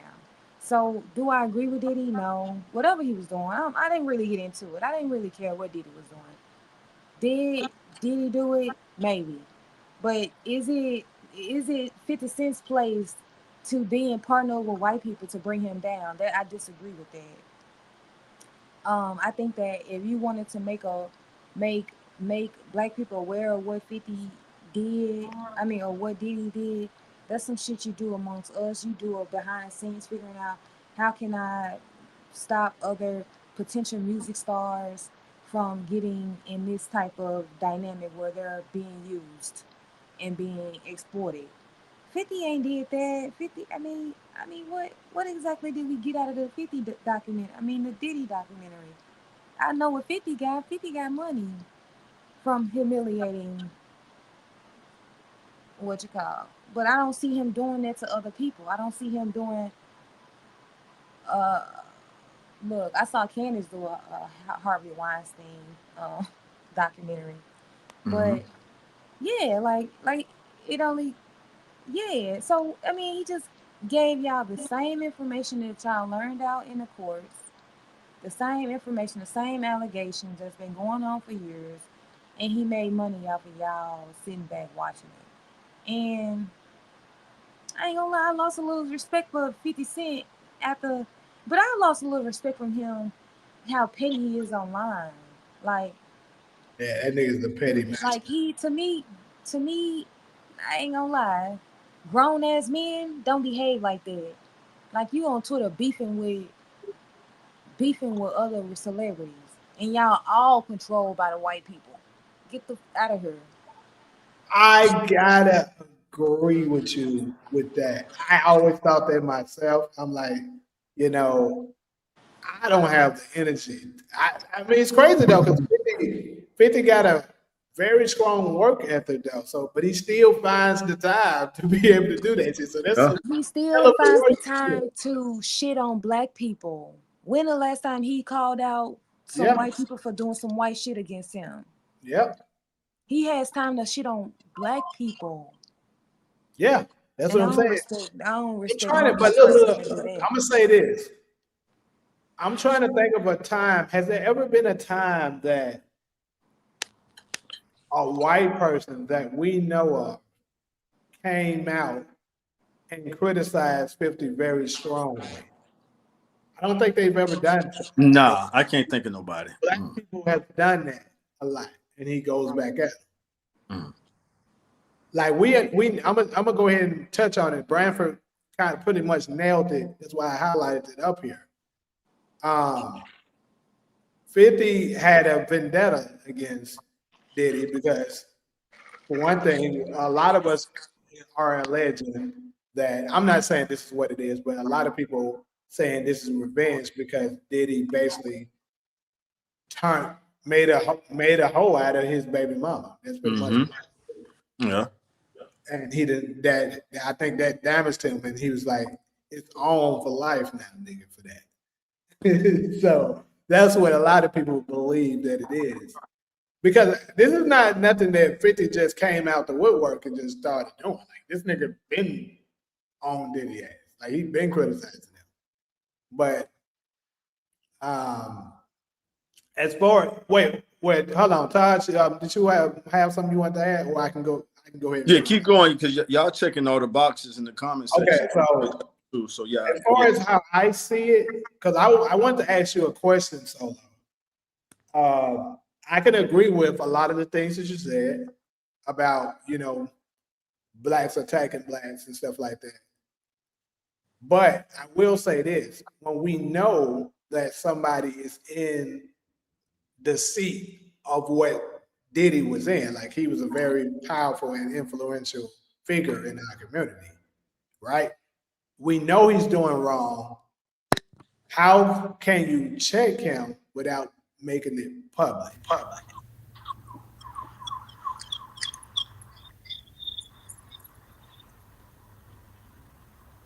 You asking me? Yeah, yeah, I'm asking you. It's a what do you call it? Echo. Oh shit, let me hit mute. Well, I mean, go to one of his goddamn parties. Say, hey man, invite Diddy ass to lunch. I mean, if y'all supposed to be two grown men, But what if he don't stop? Because Diddy is a person that I'm pretty sure that's not going to make him stop doing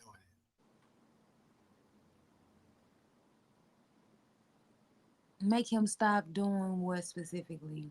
it. Like the freak outs, the abusing people, stealing money from people, beating people up, shooting people, all the things that he was allegedly doing.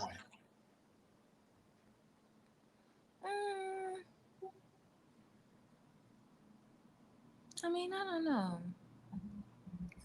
And that's where I was going to go with, because in a way, there's no way you can, when somebody's up and powerful that much, I don't think you can forcefully make him stop without implying the law or getting yourself into some trouble by putting down your own level of force. You got to kind of get it done some kind of way. But I here's mean, my, just say he a gangster. I get it, but that's why I said without getting yourself into potential trouble. But I'll say this: the only thing I think when it comes to that is if he is being crucified publicly, only black people can get a say so how he be, sentenced.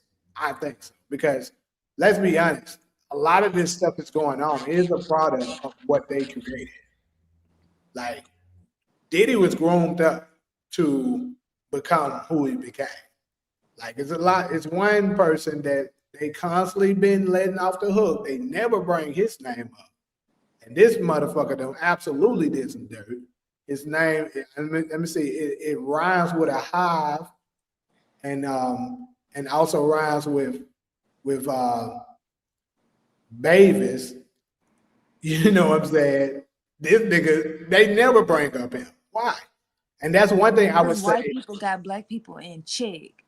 I was gonna get to that. Yeah, because 50, you can't tell me that his name didn't come up at all. You should have made sure that motherfucker was up in there too. No, he But gon' he's part of that community that you don't suppose to yeah. know. What Dr. Umar call them the untouchables? Yeah. Hmm. That's what I'm saying. If Diddy 50 Cent, if you got time to make a Diddy special, you got time to make a David special. Black 18. You said y'all leaving too much on the bone. Here y'all missing points. He's a narcissist. You gotta level up. Get you can't get, I guess you meant get behind closed doors with them. Yeah. And that's basically what I said. You can't you're not gonna be able to do that with Diddy because that's not gonna do it today. Let me see. We got some more comments that was in Okay, then make a documentary behind him. So, Solo, what's your thoughts on the phrase that go "all is fair in love and war"? No, I don't agree with that. I think I could talk about I think All is fair in love and war. War. And that question for Jamie too, I asked you because I know you got the legal experience, and of course you can't use that in a court of law. But that is a almost an age old expression. All is fair in love and war, which means when if you at war with somebody, all is fair. So whatever you do to put them down is fair. That's what the phrase means. But it But does it Diddy does usually Diddy put usually down put down more. more. I guess So he put down more than I that. didn't want to repeat what I was saying earlier, but I guess because I'm closer to 50 in age, I think I understand his gangster more than Diddy. And 50 just come off as the type of guy that if he gonna use whatever to put you down. You know, so it goes back to the phrase "all is fair." And I'm not using this in his defense. I'm just asking the question to you and Jamie. I mean, do y'all agree with that phrase or the comment I section? think I I think think so. so. I think I it think it goes to goes a to a third. third. It's a It's a echo. echo. All right. I think it depends on how far you going. I mean, Diddy lost. Can we all agree that Diddy lost the war? Diddy He lost the lost war. the He war. lost in the culture perspective, but to 50 want him done. 51. But Remember that was the why? original name. Why do you have to? Why do you Huh? Why have do you to have go to that go that far? far? That's like asking the drill rappers why they dancing. Now they gonna be like, damn, Hollywood, why you putting us on the spot? But that's like asking the drill rappers why they go that far. That's the lifestyle they live. I just You know feel what I Feel like like mean? as as black black people, we people, just gotta we have gotta more have more respect for respect each for each other. other.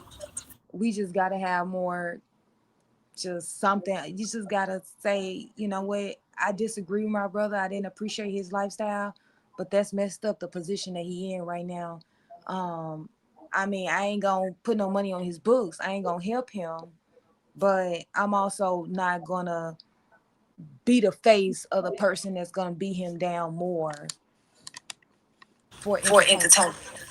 Because I Because mean, I my mean, my thing thing is, is, what what exactly exactly did did Diddy, Diddy? what What exactly did exactly did 50 50 Cent Cent get out of making that documentary? Revenge. And somebody put that in the comment section. I said that. Revenge. Jamie just said So solo. what So kind what what kind kind of what revenge kind do do you you need if need if Diddy's Diddy's currently in currently jail in right jail right now? now? Say that My, again. let me take this I, charge out. The charger. Do y'all hear the echo now? I had it No, plugged I into said, the. I said, I what said, more what more revenge do you revenge do you need? yeah, we need? do Yeah, we have do that. have that. Damn. All right, go ahead.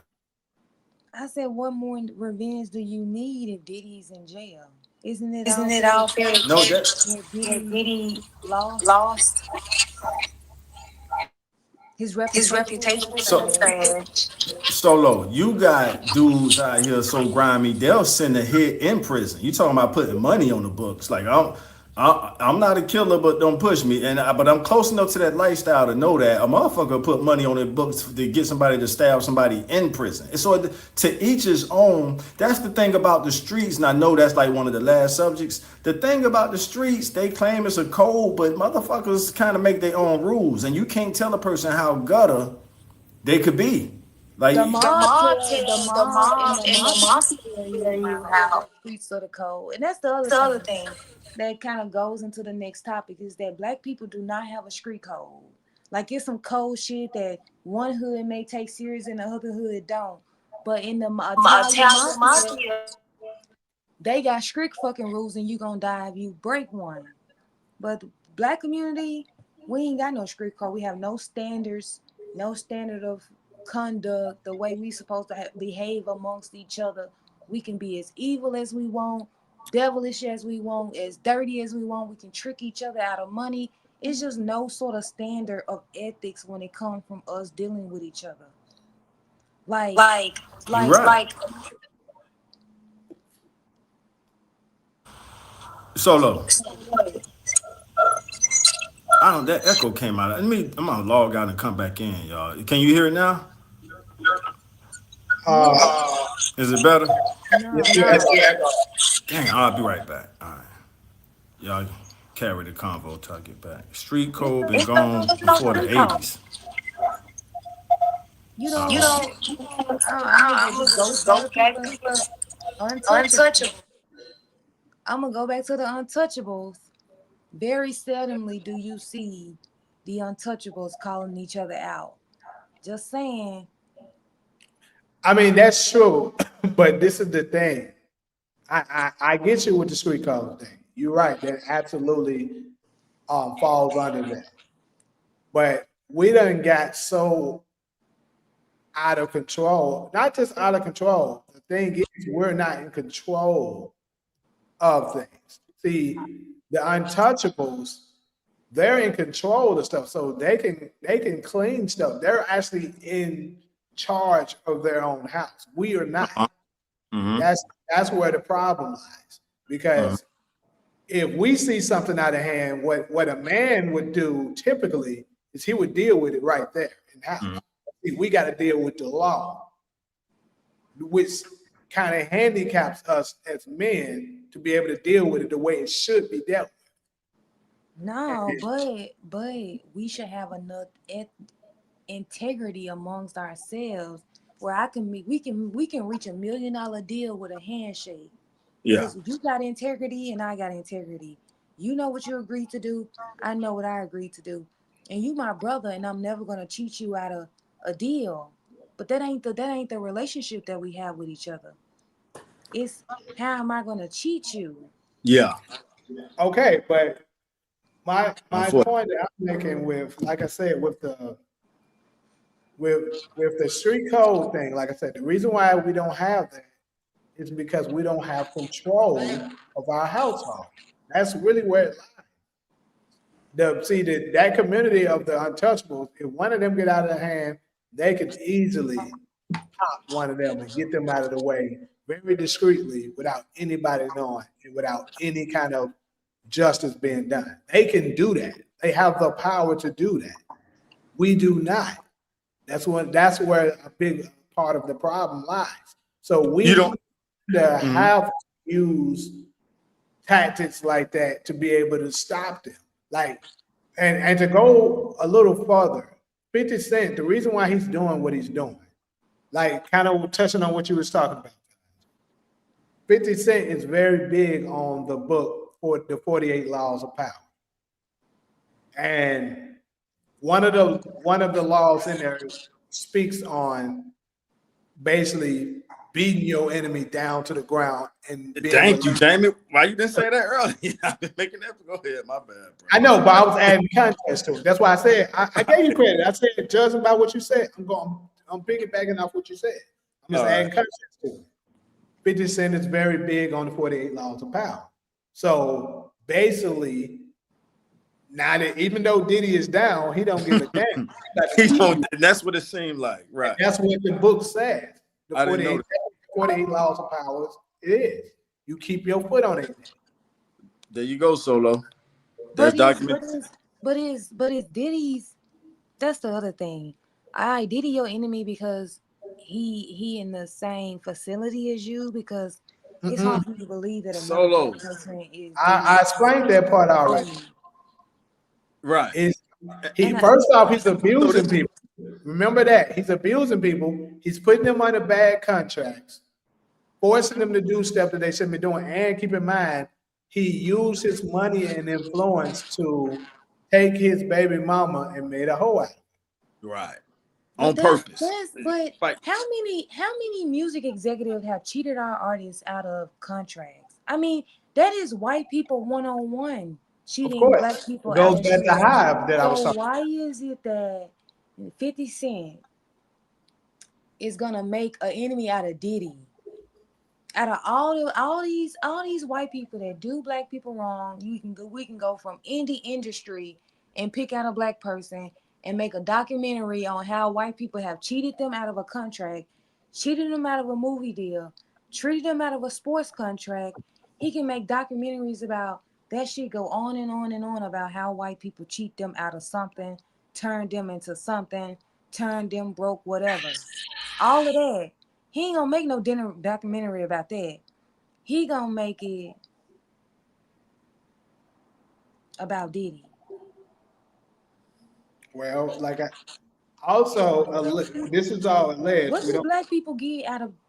What exactly did we get out of 50 making a documentary out of Diddy? What did we get as a people? Uh, well, I'll say this. it gave you a little bit more knowledge of how grimy the music industry can be. Yes. But we knew that. No, Well, we had Yes. never. Both of y'all right, if you y'all did don't not mind. know that. Trust me, Both of I y'all right. didn't know that. We knew that. We Both of knew y'all that. right. Let me jump in with a little That experiences. ain't new. I That's spent very my old. 20s in the rap world, and I want to say both of y'all right. We knew it always existed, but we, to your point, Solo, and to Jamie's point, we hadn't seen it personified. So But we Diddy just gave us the personification of what it looks like. And so that's why I want not to be selfish, but that's why I wanted to mention my 20s. I spent my whole 20s in the rap world. And I chose the independent rap route because I wanted to sidestep me rolling with the dudes I roll with. You disrespect our manhood, we plotting to get you up out of here. Them type of dudes I came up around.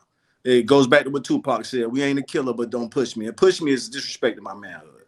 So we knew to take the independent route because we knew that character existed. We didn't know who it was. So to Jamie's point, Diddy's case gave us that antagonist. That's it. Mhm. but Yeah, listen. see, like he said, just piggyback a little bit. Following up, a lot of people knew and heard rumors about how grimy the music industry was, but they never had any credibility. Right. It was never nothing that they had actual proof that this is true. It was just alleged. It was always just you heard rumors. And Right. then Diddy kept brushing them off, saying this is people looking for a payday. That's Mm-hmm. what that's what rich people they get caught up in those type of cases do all the time. But this time they brought the receipts to prove a lot of this shit is true. So now people are looking at it from a different lens. I feel like Diddy is a pawn in a scheme that is way bigger than him. He's just a fallout person. Absolutely. You have no, I have no rebuttal to that. Absolutely. Diddy is not the grand master emperor of this shit. It's people that groomed him and taught him how to do it. I named one of the ones who did it already. Rhymes with Hive and rhymes with uh, Tavis. Please. I just feel like it's just black people. Whenever they get a chance to shit on other black people, they gonna jump on their boat first every time. Every time. Y'all get these lights up, man. We got a lot of people up in here now. We got about 60 people in here. Get these damn lights. Hit the light So what button. I'm saying is, and I'm not a Diddy stan. How you gonna say I'm a Diddy stan? I am not a Diddy stan. I haven't watched anything going on with that Diddy trial, but I don't really care what those celebrities are doing. Man, get these Like, damn lights up. We got 70 people in here now. Come on, we're like glad. for real. That's right. Get it up. Get Like it up. these Uh, these these celebrities. Hollywood is ran by the untouchables, so of course it ain't nothing but evil shit going through no, there. well, Hollywood, and I'm not saying this because my last name Hollywood. My last name stands for Hollywood, Florida. I'm born and raised in Hollywood, Florida. But Hollywood used to be ran by a satanic energy. That satanic energy went to Las Vegas around the time me and Jamie moved to Los Angeles, which is like 2015, 16. So the demonic spirit doesn't dominate Hollywood, Los Angeles, how it used to. That spirit was forced to go to Las Vegas. And ironically, they call that Sin City. So it's like a new uprising out there in LA as far as the creatives, sort of. It's like a wild, wild west scrambling to see what the new system gonna be. Like even the movie studios are struggling. So, just to kind of throw that out there, So the new Sin City, and it's called Sin City, is Vegas. So Satan, the spirit of Satan, is strongest in Vegas compared to Los Angeles. Speaking for Hollywood, Los Angeles, I'm not a native, so I don't want to speak like a native. But from my Yeah. experience of being there for 10 years, working in the industry, is up for Yeah. grabs, right? Now I'll go ahead and give you a name. When Weinstein fell, Weinstein was the personification of Satan. I'm going deep with this one. I got to be prepared for the backlash. But he was sort of the personification of Satan in Hollywood, Los Angeles. they thanked him. He got more thanks in the award shows than God. People will go up there and thank him more than God, the creator of the universe. So when he went down, because energy has to occupy a person to really personify that demonic energy or Holy Spirit energy. So that's it. I think I went long enough on that. Taj, you need to watch Candace Owens little series on Harvey Weinstein. Right. I didn't see it yet. I know she did one with him, and she kind of is it fair to say she kind of coming off as a sympathizer? What you think about? Absolutely, she thinks that he got me too. But he had to go. And I'm saying this from me and Jamie being out there. He had to go because he was the personification. This is the part that I'm saying that's kind of heavy. Man, this is crazy. We got about 80 people. Y'all don't get these flights up, ugly ass niggas. Y'all big ass niggas, bro. I hear what you're saying, Solo, but you know, Candace is, she got the freedom to do her journalism how she wants to. I kind of picked up a sympathizer vibe from Candace when it came to Weinstein, and living out there, I'm like, no, it's almost, yeah. I mean, this dude was kind of like, the alleged Diddy of Hollywood. You know what I'm saying? So when somebody like that fall, then it's kind of a scramble. That demonic energy just can't empower like the next person that fast. It's going to be a scramble. It's going to be a struggle for power. And I'm not saying the righteous spirit won that struggle, but it's Hollywood, Los Angeles is not. I'm not speaking for the hoods of the ganglands of LA. I'm speaking for Hollywood, Los Angeles. Is not as demonic within the last 10 years. And I'm giving you a timeline. When Weinstein went down, that's when the power struggle went up for grabs. Yeah, I don't think they're planning it. I think that they pull a target and then they make, they say, hey, this person's the next target. This is who we're building a case upon, and this is who going down. And I think it depends on how close in line you gonna walk. If I tell you to go north on Central, and you start going west, then it's a problem, and now you got to be set down. Yeah. By the people who run the deep state. Let's just say that. There you go. That's a different way to, yeah. You're not a deep state. Yeah, that's a whole nother conversation. But yeah. But that's who controlling everything. Like, yeah. it's like, I think they have different committees who run like different industries, but ultimately they coming together and they're conferring amongst each other about everything that's going on. Right. So we got the music exec. They control the music. We got the news broadcasters. They control the music. I mean the news. We got the movie committee. They control the movie. But all we getting together determining what's next for us to destroy this place. They're all conferring with each other. Okay, that sounds like that's destructive. So we're gonna go with that. As far as the movie industry, we're gonna put these movies out. That's destructive. We're gonna go with that. Got a gift. Somebody just gave a gift. Hey, shout out to you. Who sent this? It is Christmas time. It says same here, 360. This is foolishness. The entire country is satanic. I don't think the entire company is satanic. I just think that we have satanic individuals that are running this thing. And who's going to be the king? Who's going to be the king demon? Is that going back the shout out to Self P for sending that hot cocoa. All right, let me see. SG 1 cup. Why did he roll or Christ now roll Charlie Kirk way? That's 1 cup, 2 bears, 365. Social engineering is destroying the fabric of every subculture. That's I'm familiar with that. The social engineering that's what happened to us as a people. I'm not sure what Tyron Clark background is. I like this concept. Shout out to Chef P. Diddy unified West and East Coast black peeps. All right, that's one. What else y'all got? All I see for me is only the sellouts. I don't care what happens to them. All I see been cooking this evening. Go ahead, y'all. I want to add something before we go to the last topic.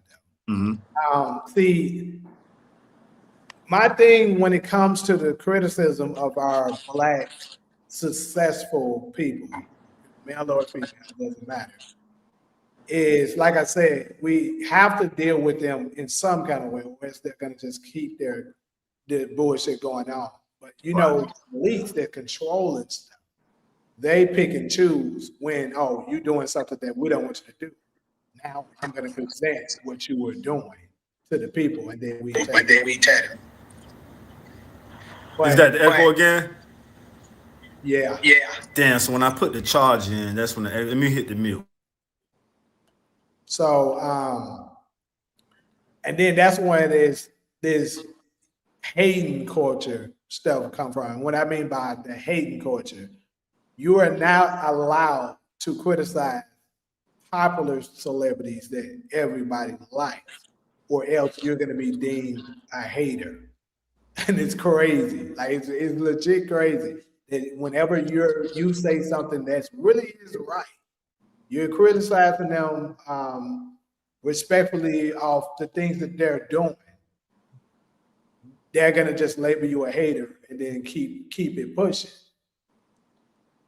But what people like what 50 doing is putting your ass in the ground, making sure you don't resurface. But how does that Does that benefit benefit black black people? people? I'm not I'm not saying saying it it benefits us. benefits. She said She said echo. echo. Yeah, it is. I had to put them back on mute.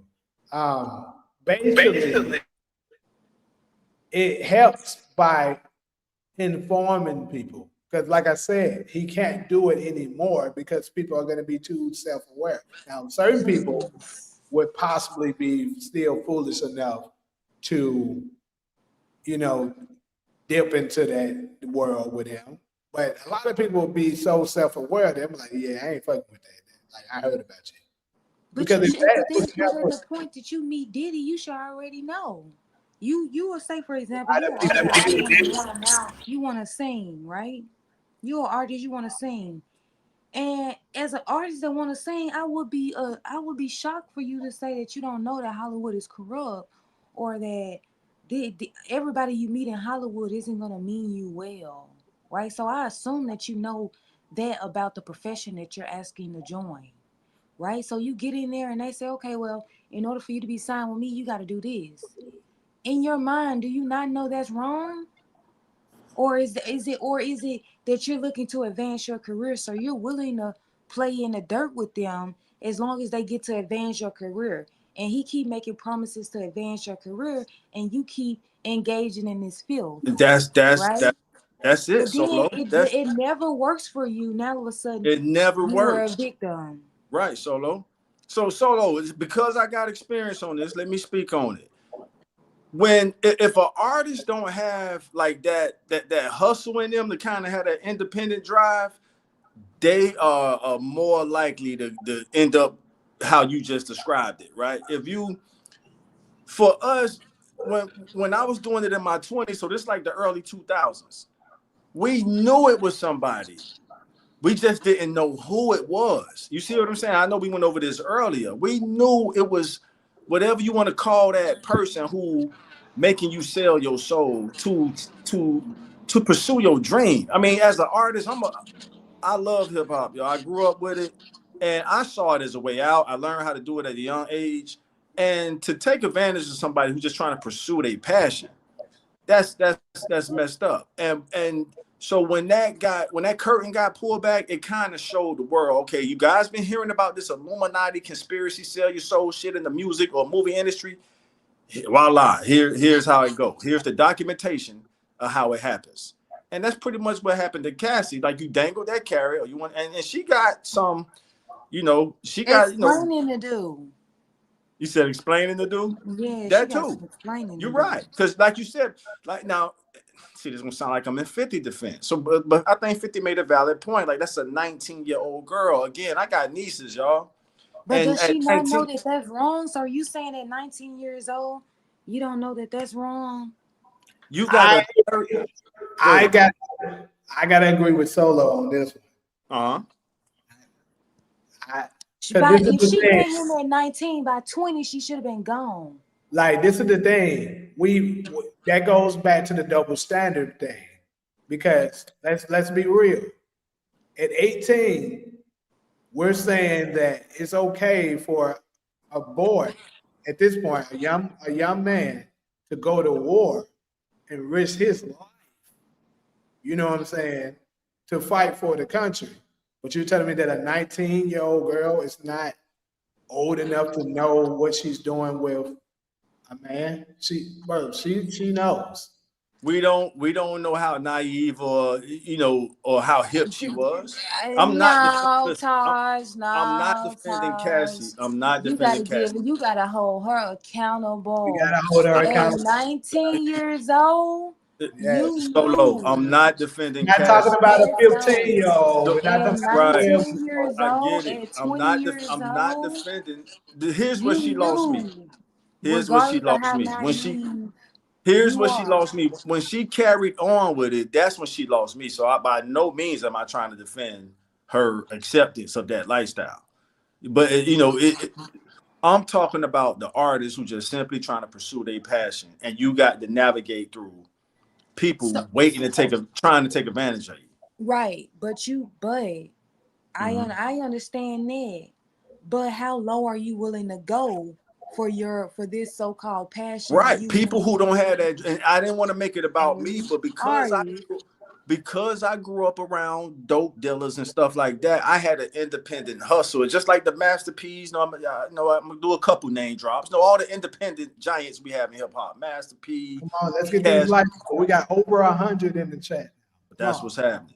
That's what's happening. So solo to the artists who don't have that drive, and I met a lot of them that don't have no hustle in them. They don't know how to get their own money. I had weed traps, so and I would have studios in my weed trap. So the money from the weed, I don't do it no more. I could talk about it. Would pay for the studio. I sponsored my lifestyle off weed money. So I had a hustle attached to my music pursuit. A lot of artists don't have that solo, taking it off me, putting So it back on. Cassie was using what to get to the next level? Yeah, put, Jamie, that put. yeah. Yeah, Exactly. Exactly. I'm not sympathizing with that. Exactly. Hell yeah. I hope I didn't say anything that sympathized with Cat. That's the oldest trick in the book to have be a young pretty girl, get an older man, Yep. use that to get which that's the oldest trick in the Uh huh. book. Uh huh. So what SG said is very valid too, because this is definitely the truth. They said Cassie used to laugh at Kim Porter, how Diddy used to abuse her. And then now that the shoes on the other, come on, bro. Now that it's Child, happening please. to her, you the victim. Come on now. No. I have no victim She sympathy. she allowed that wanting to be a star. She And was she willing to left a good play in the man. mud with Diddy. She was up willing to participate in that shit with Diddy. Fully at a certain, she became a willing. Why are we wasting time on Cassie Yes, when we all agree? I don't think nobody on this panel or the comment section has sympathy for her because she carried on with it. So absolutely. I hope I didn't give the impression that no, he We shouldn't be we like tell that. No, I get it. we tell black women to you know he wasn't no good. You should have been left him. You knew he wasn't no good. You should have been left him. He been bidding on him. Then why you stay? We say that to black women all day. You should have been left him. He wasn't no good. You should have been left him. And they broke. They ain't got no money. Okay, So Terrence Clark. if we telling our sisters and aunties and grandmamas and mamas to leave their abusive spouses, why is it that Cassie In one cup. then turns into a Uh-huh. victim when she was I when she had money? I assume, like, I mean, girl, what exactly were you getting? I mean, I don't know. Cassie just ain't the victim that she want to play. And I saw on a blog that somebody is suing her for because he was a victim of that Diddy stuff. They Yeah, I suing know her exactly who you're for talking it. about. Okay, so look, this is my final stance, and we're gonna go ahead and move to the other one. Great stuff on this topic. Absolutely, we cooking on all cylinders. Got over actually we had over 110 just in there now. Great victims are still victims. So I'm gonna address that. Absolutely, they're still victims if they're getting great. I mean, I don't think nobody here is saying that you're not a victim if you're getting great. But at the same time, you can put yourself in that situation. Like if you know that this is a high powered guy that probably wants it from you. I think you shouldn't even go and put yourself in that position with them Cause check this out. if Cause check you this know out. that you're not willing to lay down with them because they're gonna want that. Right, but check this out. Say I go on a date, not me. Say Sally go on a date with John, right? They go on a date and they go home together and he grapes her. And she, you know what I'm saying? She go home and then they go on a date the next weekend. She goes back to his house and they have casual sex. And she, she consents this time. Hmm. And then they form a relationship. 6 months later they break up. Should he go to jail for raping No, her the first time? no. And that's I think Cass is getting way too much attention. I don't know. I might have to say he should. That's cool. But y'all don't think Cass is getting way too much attention. Like all of us agree that she carried on with this shit. I mean, What's up, I'm ready. Demarcus? No, I just Absolutely, Cassie should be in jail. I agree with that. yeah, she needs to be in jail with him. Like, but I think that we so caught up in the fact and the social engineering, like somebody said in the chat, all we see is that video from the hotel. That's how we look at it. He needs to go to jail for that. And I'm like, I mean, yeah, he should go to jail for that, but did she continue her and how long did she continue the relationship with after he did that to her? Like at some point she thought that him beating her ass in that damn hotel room, she was okay with it. She stayed. I mean, Nobody disputing that solo. I don't think nobody in the comment section disputing that. Why solo keep defending?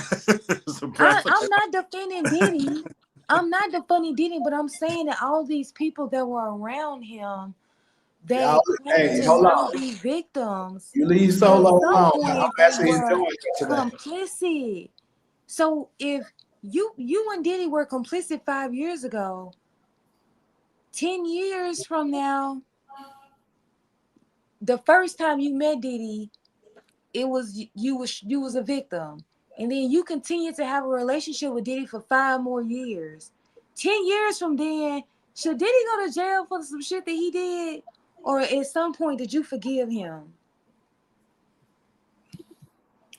I mean, absolutely. I think I'm gonna tell you. We can close it out with this. I think in a nutshell. This is what I think happened. So in the beginning, Cassie was with another dude. We know this, right? I forgot the guy's name. If someone in the chat knows the guy that she was with's name before Diddy, go ahead and tell me. But he was a good guy, apparently, but he wasn't nearly as big and rich as Diddy. So she left him for Diddy. It turned out it didn't work the greatest for her. But she was enjoying the lifestyle that she was receiving. She was enjoying the luxury and all that. So that's why she stayed ultimately. Then eventually she met the other guy, which was her um, fitness instructor. She left Diddy eventually, finally, and got with him. And I believe they went broke and they were suffering. So they came up with, we need to sue Diddy to get some more money back into us. That's what I believe happened. Ding, ding, ding. Now you say she was with somebody else before Diddy, and she met Diddy at 19. So Yep. here we are. Now she 18, right? Mm-hmm. The year before that, she was dating another person that was way more influential than Diddy. All right.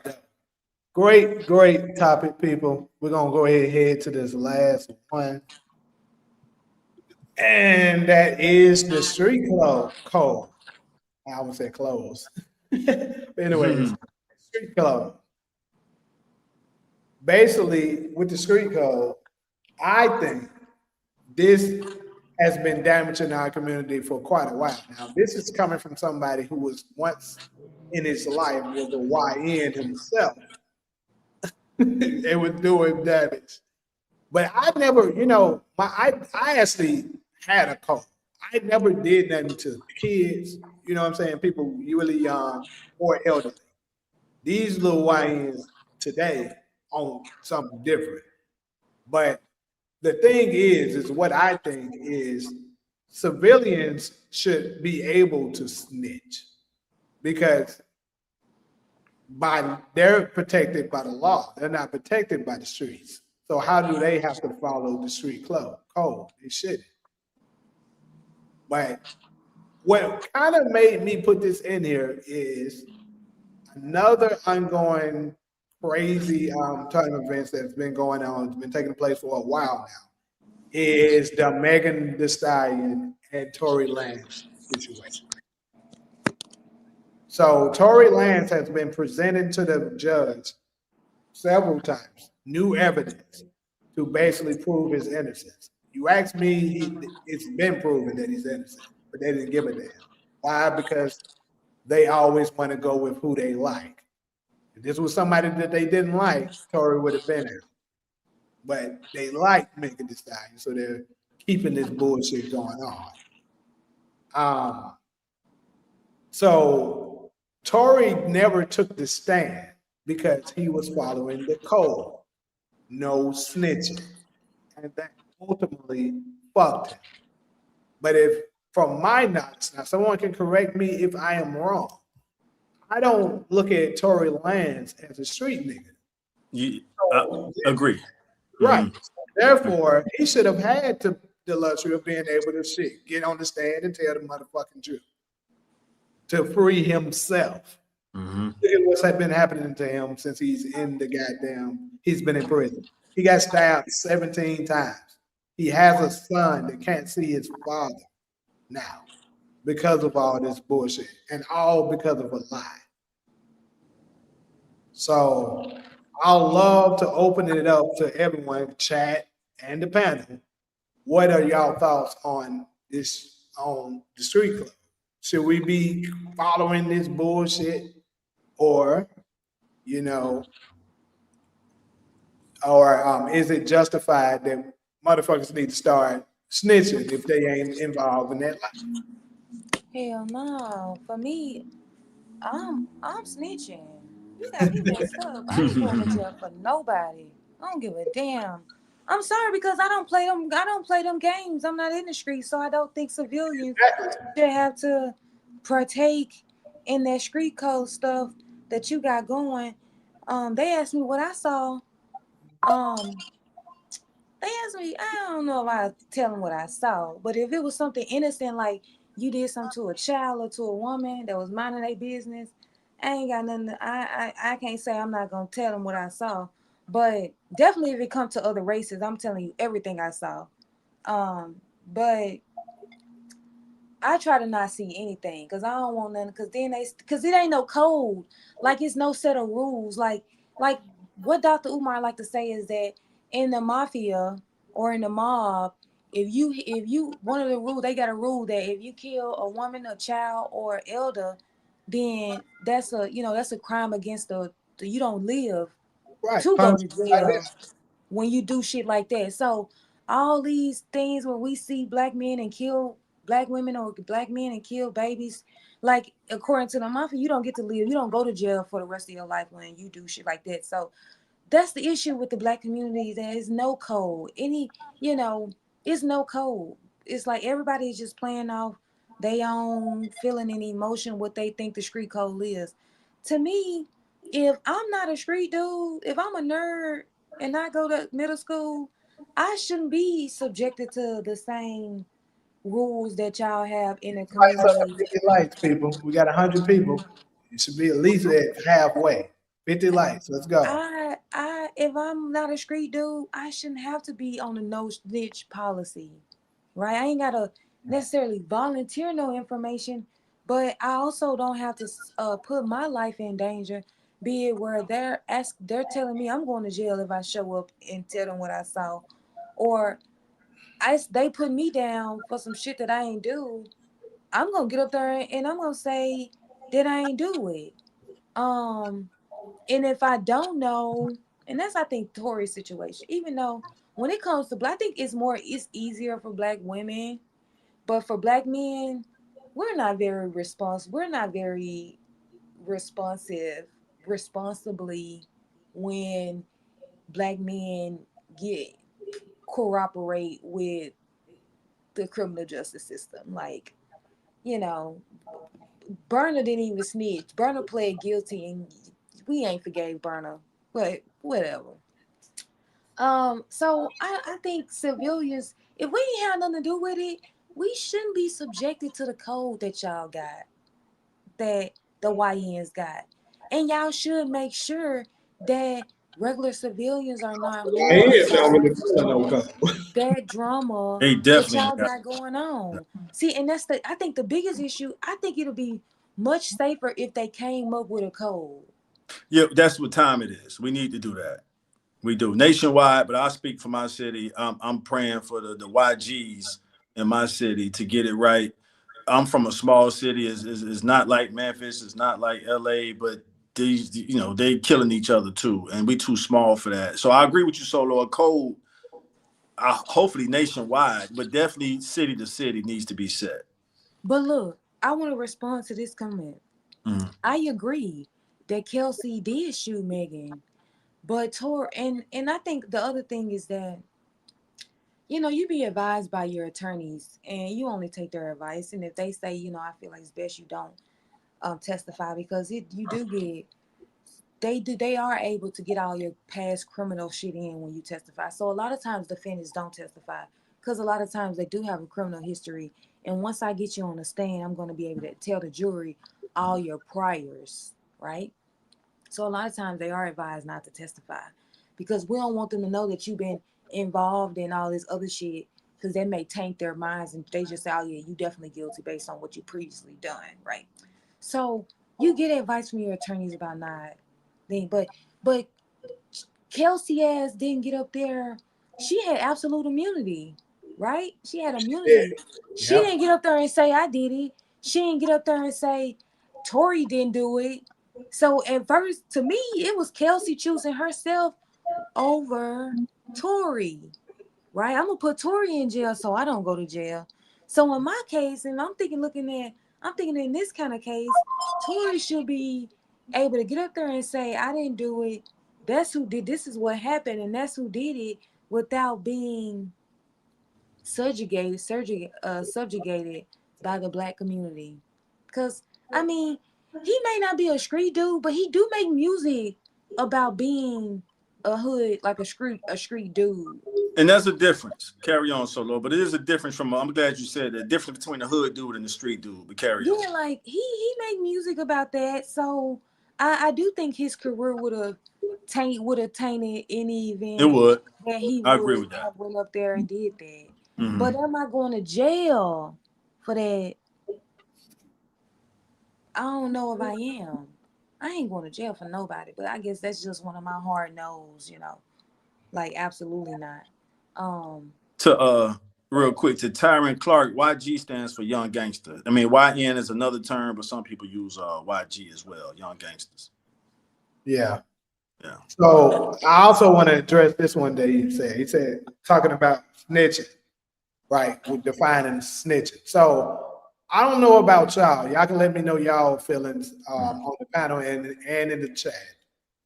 But to me, there's a difference between snitching and a rat.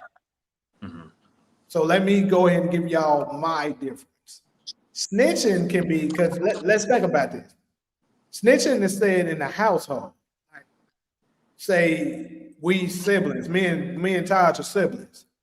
Taj eat our mama's cake while she's at work. And she come home and wondering who the hell ate her cake.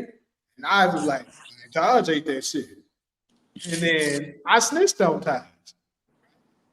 But ratting is basically when you get your ass jammed up. And let's say me and Taj again, we did a crime together. Mm-hmm.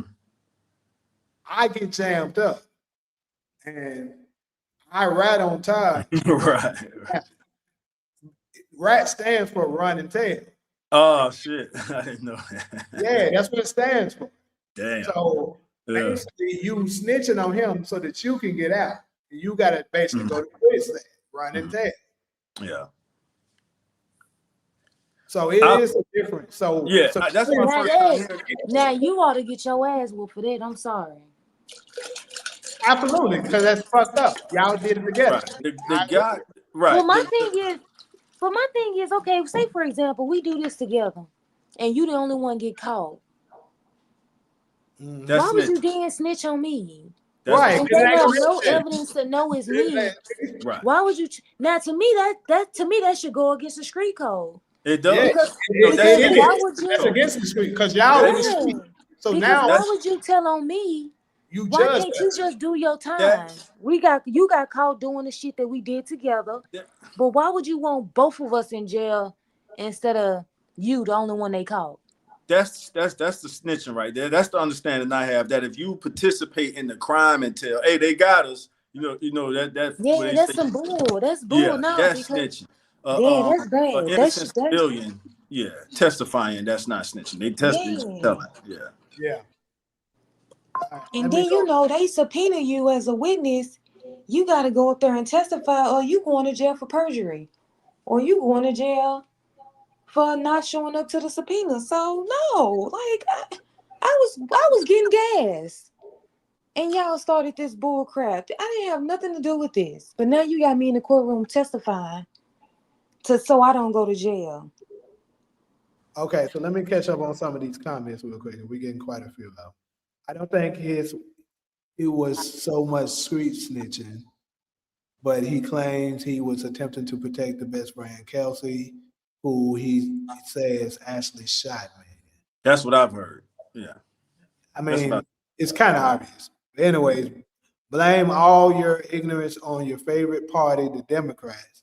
Black and white politicians, Republicans ain't any angels, but it's those devilish Democrat in America. I agree with you 100%, Pastor Porkchop. That's a funny guy. Broadway is for the weak. Looking to the cow and buffalo method. We buffalo soldiers. Snitching is betrayal, not using law enforcement to do service of justice. Civilians don't have to follow the rules of the street. I agree.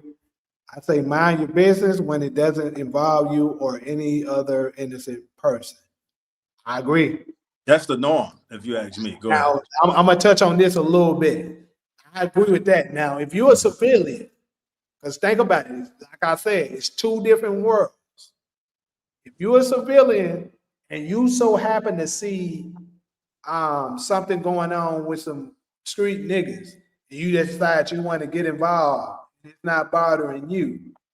Now you kind of opening the cans of worms that you don't want to be dealing with. You tapping into their world a bit. Now they won't gonna touch you because the real gangster, they don't mess with civilians unless it's something that's interfering what they got going on, which you're technically doing, sticking your nose in something that's not really your business. If I'm a witness, I'll be honest because I'm not a piece of shit human being. Let's treat others how you want to be treated. Now, if you get called in for it, then that's different.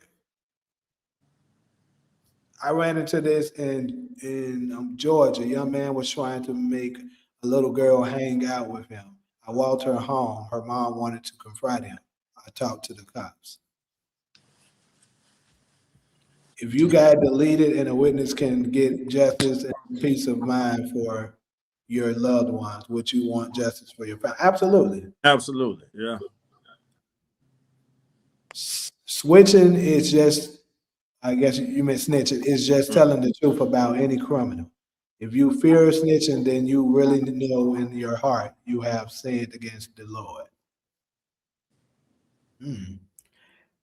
Take care of the big picture, stop black devastation. Childish ways, zero accountability. We lost the ability to wear each other's shoes. take care of the bud picture, protect the innocent, or we all become guilty. Telling the truth isn't snitching, it's just being honest. I don't have an obligation to protect strangers from their consequences. Snitching is telling on anyone to get out of your mess, period. Whether it's telling on the organization you're in or anyone else. Okay, these folks really on this snitching shit. Yeah, it's a big thing. Yeah. Even though Ghost Suspicional would consider him a snitch or a rat for setting up Kanan to get locked up. He snitched on Kanan.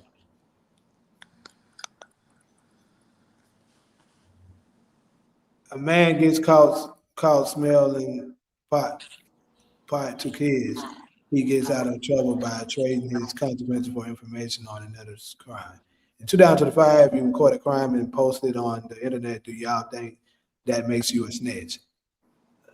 That's a good question, but I guess yes. The rules apply to anyone in the streets. If you are a civilian, if you're a citizen or a civilian, the rules don't apply. Facts. Only evil people believe in telling the truth and being honest and snitching, just as Satan. All right, caught up on the comments. So, any more remarks y'all want to add to this last topic? If we could come up with a code, the people would really appreciate it. Say it again. I said if we could come up with a code, the people would really appreciate it. I fully agree with that. And Jamie, we both know Fonzo. I want to shout Fonzo out because at the beginning of the YGs doing they murder rap beef in the hometown city I grew up in, Fonzo, no, from Chicago, he gave me this scripture. He said, man, share this scripture with them. And I'm gonna share it with people listening now or later. It's Ecclesiastes 3:3. And Ecclesiastes 3:3 say there's a time to kill. So when the few YGs I had access to, I did my OG due diligence of just sharing that scripture with them and just sort of asking them like, yo, y'all be a little more considerate about how y'all living, because I mean, if you killing somebody just because they hurt your feelings, like, hot damn, is that really punishable by death? This dude hurt your feelings and now he gone. So back to the point Solo making, I'm actually trying to do the social work in my small town city to say, hey, y'all got to come up with some kind of code. To both of y'all point, the mob had that. You're just not out there whacking people for, just crazy reasons. And it's time for Black America. When you look at the Italian American gangsters, they pretty much did that shit through the 20s, the 30s. I think Bugsy Siegel went to Vegas and maybe the 50s. They run, but like y'all said, they had codes. And Black America, we just been doing it for too long. And if now, last point, y'all, to y'all triple OG homie out of Memphis, Judge Joe Brown, he gave some history behind homicidal thoughts and how that's, if I'm quoting him correctly, it's like a part of our reptilian brain. So especially the male species, we have that, and we just got to find a way to channel those homicidal thoughts into a more, shit. Like, I guess what I'm trying to say is, in wherever city you from, the gangsters should be establishing what's punishable by death. When you come to Memphis, all the gangsters in Memphis, hey, and when you come to Memphis, what's punishable by death? LA, Chicago, all the G cities. The top G's should be establishing, and I'm telling y'all, I'm doing my best to do that in my hometown city of Hollywood, Florida. Like, I'm asking the one G's, hey man, what's punishable by death, little homie? Like, what to get a nigga killed what line of them crossing would get them killed? And the goal is to raise the bar of what's punishable by death. You know what I'm saying? Like, so I'll leave it there. Kids being a deadbeat.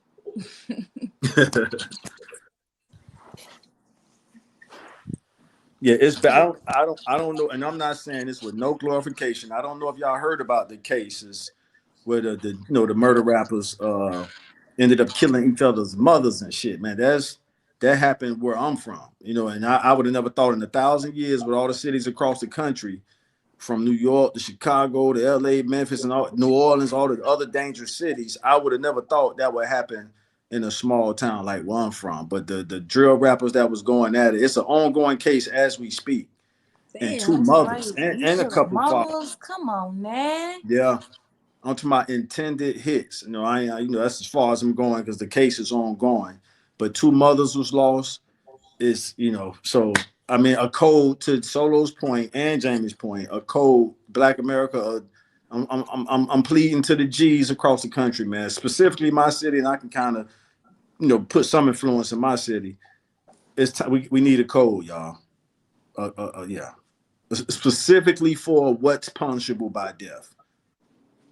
If a person step on your shoes, is that punishable by death? Yeah, killing somebody's mama is crazy. Two That's cases. crazy. Yeah, yeah, Insane. That's yeah, insane. yeah. Two. Mama ain't did nothing but try to do her best raising him. That's right. Yeah, and it's yeah. I'll send Jamie one of the leaks. I don't want to put too much information out there, but that broke my heart. And we can cover that in the morning show this week. All right, yeah, I'll send that link to you. And that it was so heartbreaking because I knew parents on both sides of the murder rap war. I don't call it drill rap. I don't want nobody to be confused. I'm calling it what it is, murder rap, where you rapping about what you're gonna do and you follow through with it, because that's what qualifies you to be. Now I'll use the word drill rapper. That's what qualifies you to be a drill rapper. To What rap you about, going to jail? they don't care. Oh my God.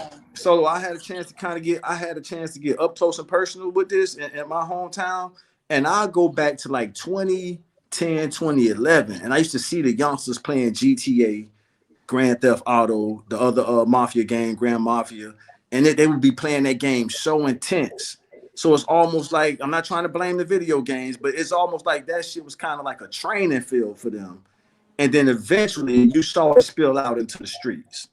And I could pretty much say that nationwide as well, but definitely where I'm from, I saw it up close and personal. How they was just pretty much practicing through the video game, Grand Theft Auto, and all the other games allow you to do that senseless killing and stuff. And they took it from there into the real world, and here we are. And we can't have this segment without talking about the buzzing, trending topic in our culture right now: F the streets or a family forever or something like that. Those like the two options. And you got rappers coming out defending the streets. You got rappers saying F the streets, and then you got people screaming family forever. Like it says, hey man, it's family, friends, and it depends. That's it, y'all. I think we need to abandon the streets. Put it out there, Solo. You work in the system. Abandon them. The streets ain't never loved nobody. Ain't that what they say? So Solo and Jamie, what about the people? I mean, y'all from a rough city too. What about the people who grew up without much family support and all they had was the streets? They souls deserve saving, right? Somebody got to reach out to them, right? Or do we just leave them out there with no family support? No, you know what I mean? So I'm like, hey, if we could reach anybody in the streets to pull them out, that's the process of saving a soul. If not, then hey, if that's the life they chose, then just stay out the way. Nah, I mean, of course their life is worth saving. I mean, we are, you know, we do our best to do what we can with what our people present. So, I mean, of course, we want to help them out as much as we can. We want to put them out of the streets, make them the best. That's what I'm saying. Let's abandon it all. Let's abandon the streets and get you a job at a black manufacturing company. Let's go get you a certification in something that you can use to make money. I'm saying turn. Maybe he ain't selling drugs no more. Maybe he flipping t-shirts. Maybe he flipping whatever it is. Maybe he's selling canned goods. Maybe he now, because let's be honest, if you can sit out there and flip and make money off selling weed, you a business owner. You Absolutely. understand That's what I felt like. the That was my product. thing. You understand you gotta save money to get the Yeah. product again. You know how much you gotta sell it to make a profit. You spot on. You know what I'm saying? Yeah. No, You you smart basically know for how that. to run a business. Hell If yeah, you can it sell is a weed, you can business. sell t-shirts. If you can Damn right. sell weed, you can sell Yeah. lemonade. Yep. If you know what I'm saying? Like, That we shit just is need definitely to a business. utilize those skills and put them in efforts that legalize, that Yeah, is Mm-hmm. the legal. ones that make coke and fentanyl and all that stuff, that's science. That's what it is. They know all the stuff, bro. It's just they've been indoctrinated to do other skill sets with the knowledge that they know. Right. But anyways, to address SG, yeah, we're gonna start the morning show back this week. I finally freed up some time for myself now to be free in the morning. So yeah, I'm gonna start it back. Start the morning show back, and then we'll can't guarantee I'll be having the night shows every night, but hey, as much as I can, we'll be doing those. And for those of y'all that's new, we do this particular podcast every Sunday, typically around 3:30 Pacific time. If you're an East Coaster, that'll be 6:30 your time. If you're in Central time, that's 5:30 your time. So we be here every Sunday, and then who knows, maybe we'll start expanding more days eventually after the following. But yeah, so I definitely appreciate that, Tyron Clark. You've been very engaging and stuff like that, and I'd love to have you come back. But yeah, Kenneth Robinson as well. Much respect and love to all of y'all to do it. Make sure y'all tune in next Sunday, close around the same time. Anybody else want to add something else before we close? Nah, another great show. Much love till next time, and y'all have a good one. Hey, Todd, just solo real quick. I'm gonna end it, but don't jump out just yet. All right.